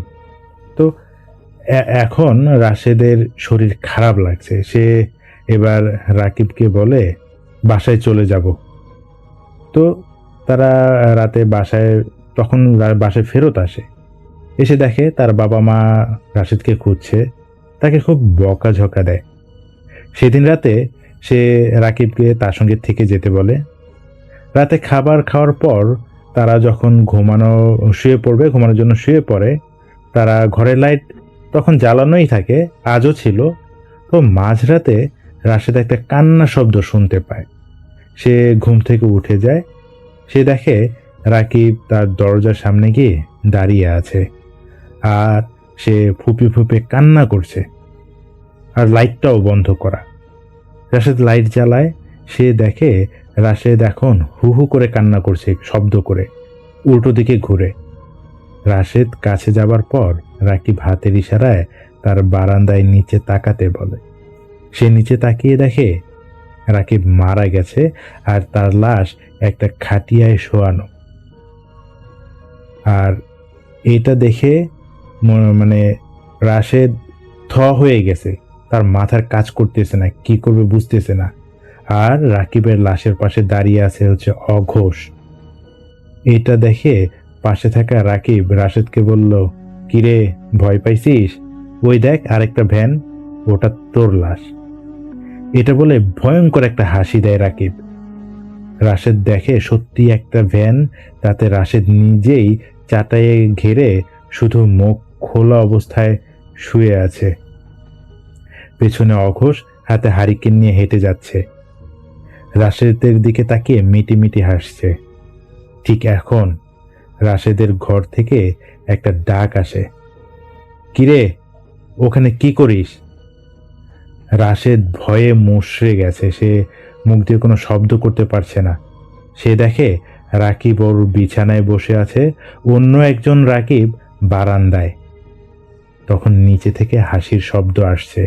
ঠিক তখন অঘোষ রাশেদের নাম ধরে ডাক দেয়, আর সাথে সাথে রাশেদ অজ্ঞান হয়ে পড়ে যায়। রাকিব বাসার সবাইকে ডেকে নিয়ে আসে। পরের দিন একজন হুজুরকে ডেকে নিয়ে আসে, রাশেদের বাবা। হুজুর রাশেদকে দেখে বলেন, ওকে জাদু করা হয়েছে, তারা 2-1 দিনের মাঝে কাজ শুরু করবে।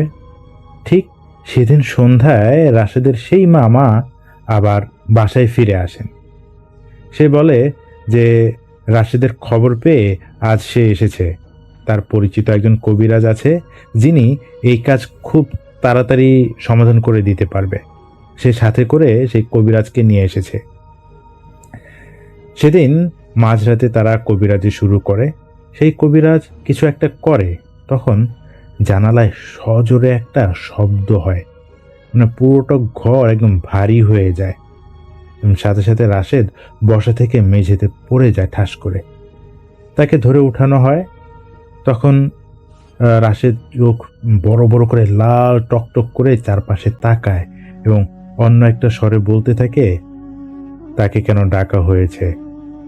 সেই কবিরাজ জানতে চায় কেন রাশেদকে ভর করেছে।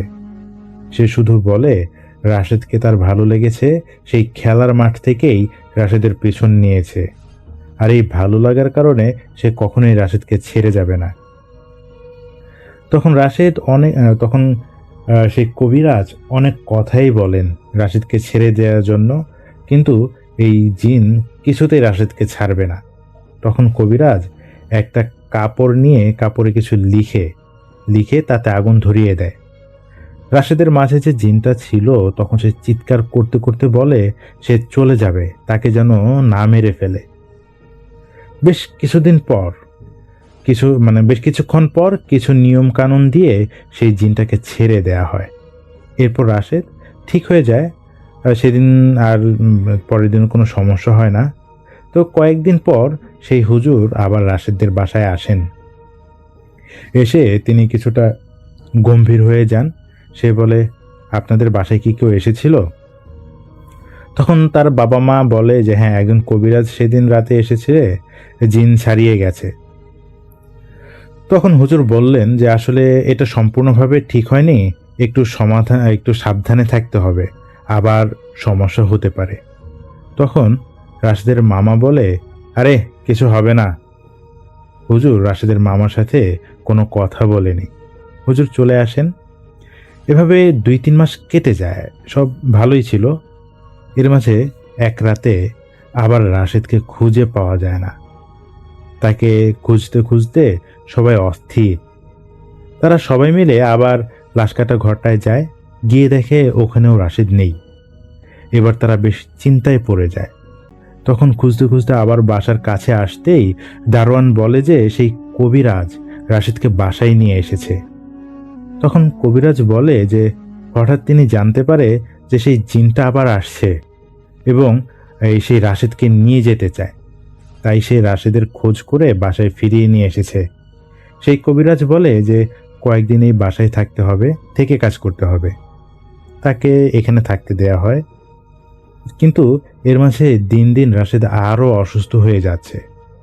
এবার রাশেদ দিনের বেলাতেও দেখতে থাকে যে অঘোষ তার ঘরের বিছানার চারপাশে ঘুরতে থাকে আর বলে আর মাত্র কয়েকটা দিন, আর মাত্র কয়েকটা দিন, এরপরে তোর বুকটা চিরে তোর কলিজাটা বের করে ফেলবো, মানে অনেক রকম কথা বলে এই রাশেদকে ভয় দেখাতে থাকে।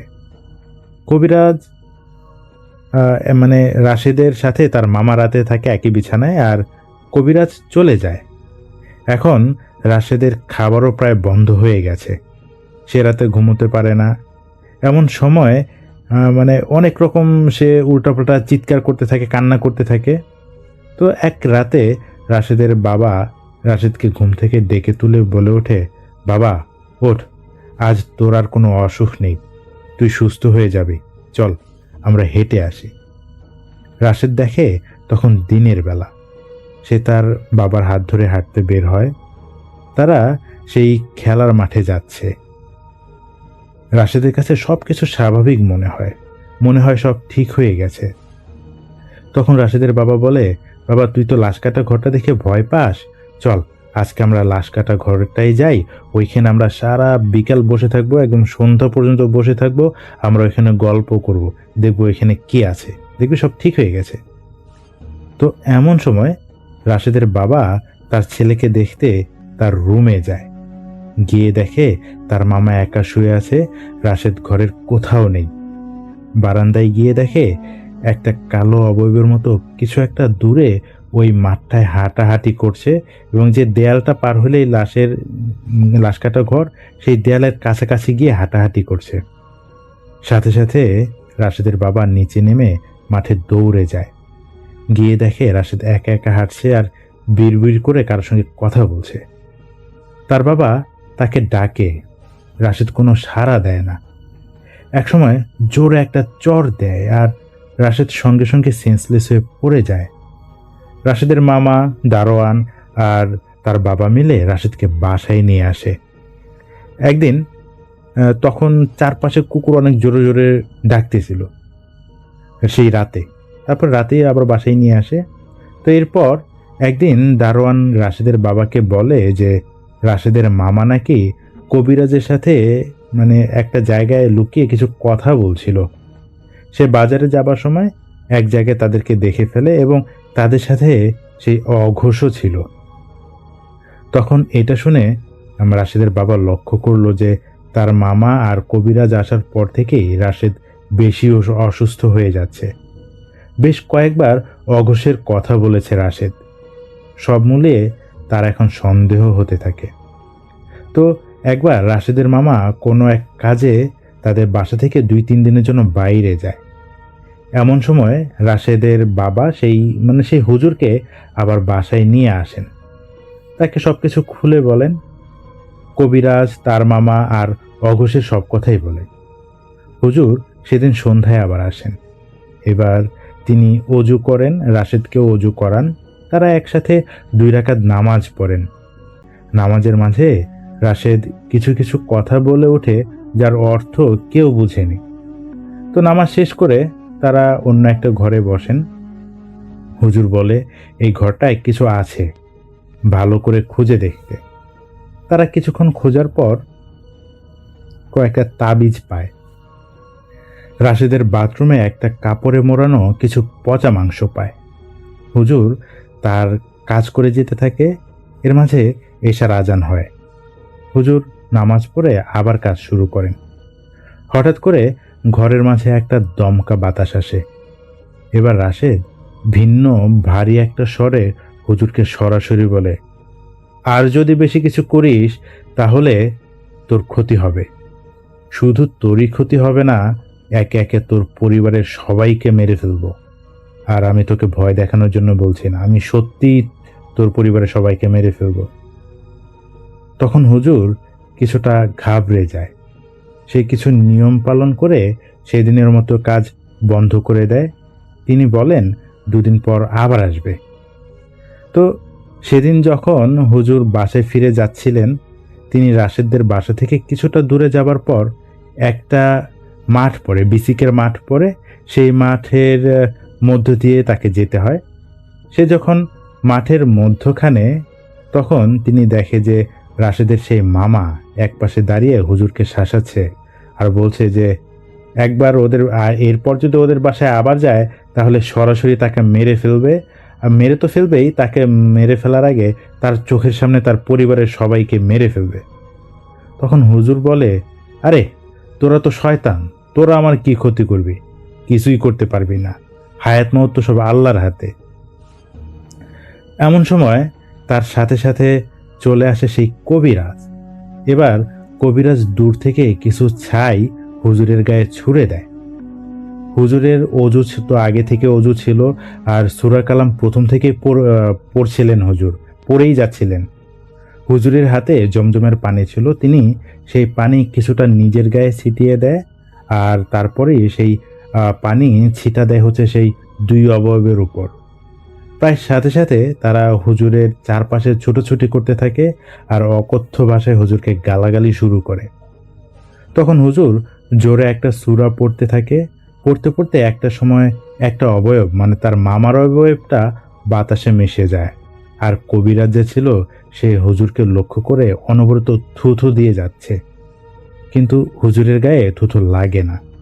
হুজুর এবার সেই কবিরাজের কাছে এগিয়ে যেতে থাকে আস্তে আস্তে।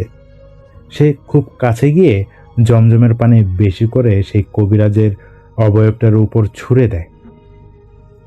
অবয়বটা এবার চিৎকার করতে করতে তখন হুজুরের সামনে থেকে পালিয়ে যায়। পরের দিন সন্ধ্যায় হুজুর আবার রাশেদদের বাসায় যায়। রাশেদের বাবাকে রাতে কি হয়েছিল সব কিছু বলে, তার মামার কথা, সেই কবিরাজের কথা। তিনি আরও বলেন যে তার ছেলেকে জাদু করেছে তারা হচ্ছে তার মামা কবিরাজ, আর তাদেরকে সেই নোংরা জিনিসপাতি আর লাশ কাটার কিছু বর্জ্য দিয়ে সেই ডোম অঘোষ তাদেরকে সাহায্য করেছে। হুজুর রাতে তার কাছে হুজুরের কাছে রাতে এক জিন এসেছিল। সেই জিন হুজুরকে সব কিছু বলেছে, আর আজ তার একটা সমাধান হবে। হুজুর আজ এসার পর আবার কাজ শুরু করেন। এবার সেই খারাপ জিন আবার আসে। খারাপ জিন এসে হুজুরকে খুব শাসাতে থাকে। হুজুর তেমন কিছুই বলেন না। হুজুর পকেটে হাত দেয়, পকেটে হাত দিয়ে একটা মুঠ বের করেন। মুঠ বের করে সেই মুঠটা কচলাতে থাকেন। তখন সেই জিনটা বলে যে স্বীকার করে, সবকিছু স্বীকার করার জন্য রাজি হয়। তখন বলে যে কিভাবে কি হয়েছিল। বলে যে তার মামা সেই কবিরাজকে দিয়ে এই তাদের যে কিছু ধন সম্পত্তি ছিল এটার জন্য তার সন্তানের উপর একটা জাদু করে, এবং জাদু করার জন্য সে অঘোষকে ব্যবহার করা হয়, যার জন্য অঘোষকে স্বপ্ন দেখছিল এবং অনেকটাই ক্ষতি করে ফেলছিল। এরপর হুজুর প্রায় সারা রাত চেষ্টা করে সেই জিনটাকে বোতলবন্দি করে এবং যাতে রাশেদের আর ক্ষতি না হয় সেই ব্যবস্থা করেন। এরপর রাশেদ ধীরে ধীরে সুস্থ হতে থাকে। আর লক্ষণীয় ব্যাপার হলো রাশেদের মামা আর কোনোদিনও তাদের বাসায় আসেনি। সেই কবিরাজকেও আর কোথাও দেখা যায়নি। আর ডোম যে ছিল অঘোষ, সে কোনো কারণেই সে এলাকা ছেড়ে দূরে চলে যায়। তো এই ছিল ঘটনা। ঘটনার জন্য কাউসার ভাইকে অনেক অনেক ধন্যবাদ।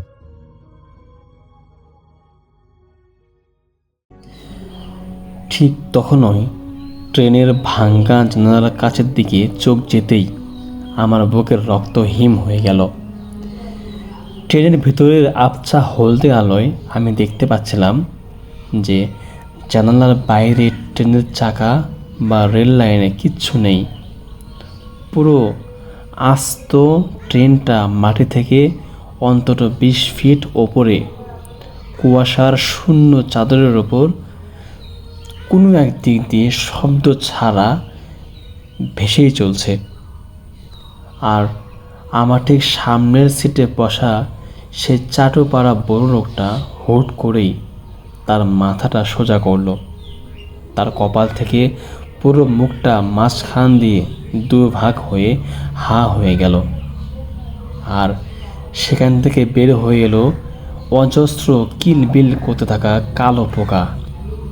সে তার দুটো মাংসহীন কঙ্কাল হাত দিয়ে আমার পা দুটো শক্ত করে চেপে ধরে চেরা গলায় বলতে লাগলো যে পরের স্টেশনে আমাদের সবার নামার কথা ছিল তানভীর, তুই কেন মাঝ পথে জেগে উঠলি? চল, এবার তোকেও আমাদের সাথেই নামতে হবে। এই ঘটনা 2023 সালের ডিসেম্বর মাসের একদম শেষের দিকে। আমার নাম তানভীর রহমান। আমি পাবনার ঈশ্বরদীতে থাকি এবং নাটোরের একটি বেসরকারি ব্যাংকে চাকরি করি। প্রতিদিন সকালে ট্রেনে করে নাটোরে যাওয়া এবং সন্ধ্যায় আবার উত্তর এক্সপ্রেস বা লোকাল ট্রেনে করে ঈশ্বরদী ফিরে আসাটা ছিল আমার দৈনন্দিন রুটিন। সেদিন ছিল বছরের শেষ বৃহস্পতিবার। ব্যাংকের ক্লোজিংয়ের সময়ও কাজের প্রচণ্ড চাপ ছিল, যার কারণে আমার অফিস শেষ করতে করতে প্রায় 9টা বেজে গেল। যখন নাটোর স্টেশনে পৌঁছালাম তখন কুয়াশায় পুরো প্ল্যাটফর্মটা ঢাকা। হাত বাড়ালে সামনের মানুষও দেখা যায় না। স্টেশনের ভাঙ্গা অ্যানাউন্সমেন্টে জানতে পারলাম ঢাকাগামী ডাউন ট্রেনটি ধীরগতির কারণে প্রায় 2.5 ঘন্টা লেট। বাধ্য হয়েই আমি একটা লোকাল মেল ট্রেনের জন্য অপেক্ষা করতে লাগলাম। রাত তখন আনুমানিক 11:20। কুয়াশা ভেদ করে একটা পুরনো জরাজীর্ণ লোকাল ট্রেন এসে স্টেশনে থামল। ট্রেনের বগিগুলোর ভেতরটা কেমন যেন অন্ধকার আর তীব্র একটা পুরনো স্যাঁতস্যাঁতে ভেজা কাগজের গন্ধ আসছিল। আমি তাড়াহুড়ো করে ট্রেনের ভেতরে একটা ফাঁকা বগিতে উঠে জানালার পাশের একটা সিটে বসলাম। বগিতে যাত্রী বলতে মাত্র 3 থেকে 4 জন। সবাই দূর দূরান্তে ছড়ানো ছিটানো আসলো। কেউ কোনো কথা বলছে না, সবার গায়ে কালো চাদর জড়ানো। তো ট্রেনটি ছাড়ার কিছুক্ষণের মধ্যেই ট্রেনের দুলনিতে আমার চোখ দুটো লেগে গেল। সারাদিনের ক্লান্তির কারণে আমি বেশ গভীর ঘুমে তলিয়ে গিয়েছিলাম ট্রেনের মধ্যে। হঠাৎ একটা তীব্র ঠান্ডার ধাক্কায় আমার ঘুমটা ভেঙে গেল। ঘড়ির দিকে তাকিয়ে দেখি রাত প্রায় 1:15। সাধারণত এই সময়ের মধ্যে ট্রেনের ঈশ্বরদী পৌঁছে যাওয়ার কথা ছিল, কিন্তু ট্রেনটি তখনও চলছে, তবে কোনো ঝকঝক শব্দ ছাড়া একদম নিঃশব্দে সে চলছে। আমি জানালার বাইরে তাকালাম, কিন্তু ঘন কুয়াশা ছাড়া কিচ্ছু দেখতে পাচ্ছিলাম না। ঠিক তখনই আমার নজরে গেল আমার একদম সামনের সিটে বসা একটা বৃদ্ধ লোকটার দিকে। লোকটা একটা ময়লা চাদর মুড়ি দিয়ে মাথা নিচু করে বসে আছে। কিন্তু অদ্ভুত ব্যাপার হলো ট্রেনটি এতক্ষণ ধরে চলছে, অথচ লোকটা একবারের জন্য তার শরীরের কোনো অংশ লড়ায়নি। আমি একটু অস্বস্তি বোধ করে গলা খাকারে দিয়ে বললাম, চাচা, ঈশ্বরদী আসতে আর কতক্ষণ লাগবে বলতে পারেন? কিন্তু আমার প্রশ্নের কোনো জবাব নেই। লোকটা ওভাবে পাথর হয়ে বসে রইল। আমি ভাবলাম হয়তো ঘুমাচ্ছে। ঠিক তখনই ট্রেনের ভেতরের একমাত্র মিটমিটে আলো জ্বলতে থাকা লাইটটা হুট করেই দপ করে নেভে গেল, আর চারপাশ থেকে একটা তীব্র পচা নর্দমার গন্ধ আসতে শুরু করলো। গল্পটা এতটাই উগ্র ছিল যে সেই গন্ধে আমার দম আটকে আসছিল। আমি সিট থেকে উঠে অন্য বগির দিকে যাওয়ার জন্য পা বাড়ালাম, কিন্তু তখনই ঘটল সেই হাড়হিম করা ঘটনা যা আমি একদম গল্পের শুরুতেই বলেছিলাম। জানালার কাছ চোখে পড়তেই দেখলাম নিচে কোনো লাইন নেই। ট্রেনটি শূন্য কুয়াশার ওপর ভাসছে, আর সামনে সেই বুলেটটার মুখ মাঝখান থেকে চিরে একদম গলে গিয়ে পোকা বেরোতে লাগলো। সে তার বরফ শীতল হাত আমার পা দুটো চেপে ধরলো, যাতে আমি একদম নড়তে না পারি। তার হাতের স্পর্শে আমার প্যান্টের কাপড়টা যেন জমে বরফ হয়ে যাচ্ছিল। ট্রেনের বাকি যে 3-4 জন যাত্রী ছিল তারাও একে একে তাদের সিট থেকে উঠে দাঁড়ালো। কুয়াশার আবছা আলোয় আমি যা দেখলাম, তাদের কারোই মাথা নেই, কারো হাত ভাঙা, আর কারো শরীর পুরো লোহা হয়ে গেছে। তারা সবাই হাত বাড়িয়ে আমার দিকেই এগিয়ে আসতে লাগলো। আমি বুঝতে পারলাম আমি কোনো জ্যান্ত মানুষে টেনে ওঠেনি। মৃত্যুর তীব্র ভয় আমাকে গ্রাস করলো। আমি আমার সমস্ত শক্তি দিয়ে চোখ বন্ধ করে চিৎকার করে সূরা ফালাক আর সূরা নাস পড়তে শুরু করলাম। ঠিক যখনই সেই কঙ্কাল হাতগুলো আমার গলার কাছে চলে আসছে, আমার মুখের পবিত্র কালাম শেষ হওয়ার সঙ্গে সঙ্গেই পুরো ট্রেনটা একটা বিকট শব্দ করে কেঁপে উঠল, যেন একটা বিশাল বিস্ফোরণ হলো। তো যখন আমার জ্ঞান ফিরল, তখন চারপাশটা ফর্সা হয়ে গেছে। আমি কুয়াশাচ্ছন্ন একটা ধান ক্ষেতের মাঝখানে রেল লাইনের পাশে পড়ে আছি। আমার সারা শরীরে কাল ছেটে দাগ। দূর থেকে স্থানীয় কিছু মানুষ আমাকে ছুটে দেখতে এলো। পরে যখন ঈশ্বরদী রেলওয়ে হাসপাতালে আমাকে নিয়ে যাওয়া হয় এবং আমি রেলওয়ে পুলিশকে ট্রেনে বর্ণনা দেই, তখন ওখানকার এক বুড়ো গার্ড আমার দিকে তাকিয়ে ভয়ে ফ্যাকাশা হয়ে যান। তিনি আমাকে আড়ালে ডেকে নিয়ে গেলে বলেন, বাবা, তুমি যে ট্রেনের কথা বলছো, সে একই ট্রেন নভেম্বরের একটা লোকাল মেল ট্রেন। আজ থেকে প্রায় 10 বছর আগে এই ডিসেম্বর মাসের এক কুয়াশাচ্ছন্ন রাতে লাইনচ্যুত হয়ে পাশের খাদে পড়ে গিয়েছিল। সেই দুর্ঘটনায় একটা পুরো বগির সব যাত্রী মারা গিয়েছিল। তারপর থেকে প্রতি বছর ডিসেম্বর শেষ সপ্তাহে গভীর কুয়াশায় ওই লাইনে মাঝে মধ্যে একটা অভিশপ্ত ভুতুড়ে ট্রেন চলতে দেখা যায়। তুমি কুয়াশার ওপরের স্টেশন মাস্টার হাত থেকে বেঁচে ফিরেছ। তো এই ছিল আমার ঘটনা। আজ যখন আমি রাতে বাড়ি ফিরি আর কুয়াশার ভেতর থেকে দূর থেকে কোনো ট্রেনের হুইসেল শুনি, আমার বুকের ভেতরটা কেঁপে ওঠে। মনে হয় সেই 3 নম্বর বগির কঙ্কালগুলো আজও হয়তো নতুন কোনো যাত্রীর জন্য ট্রেনের দরজা খুলে অপেক্ষা করছে। ধন্যবাদ প্রিয় লিসেনার, যারা এতক্ষণ পর্যন্ত আমাদের বাছাইকৃত ঘটনাগুলো শুনলেন।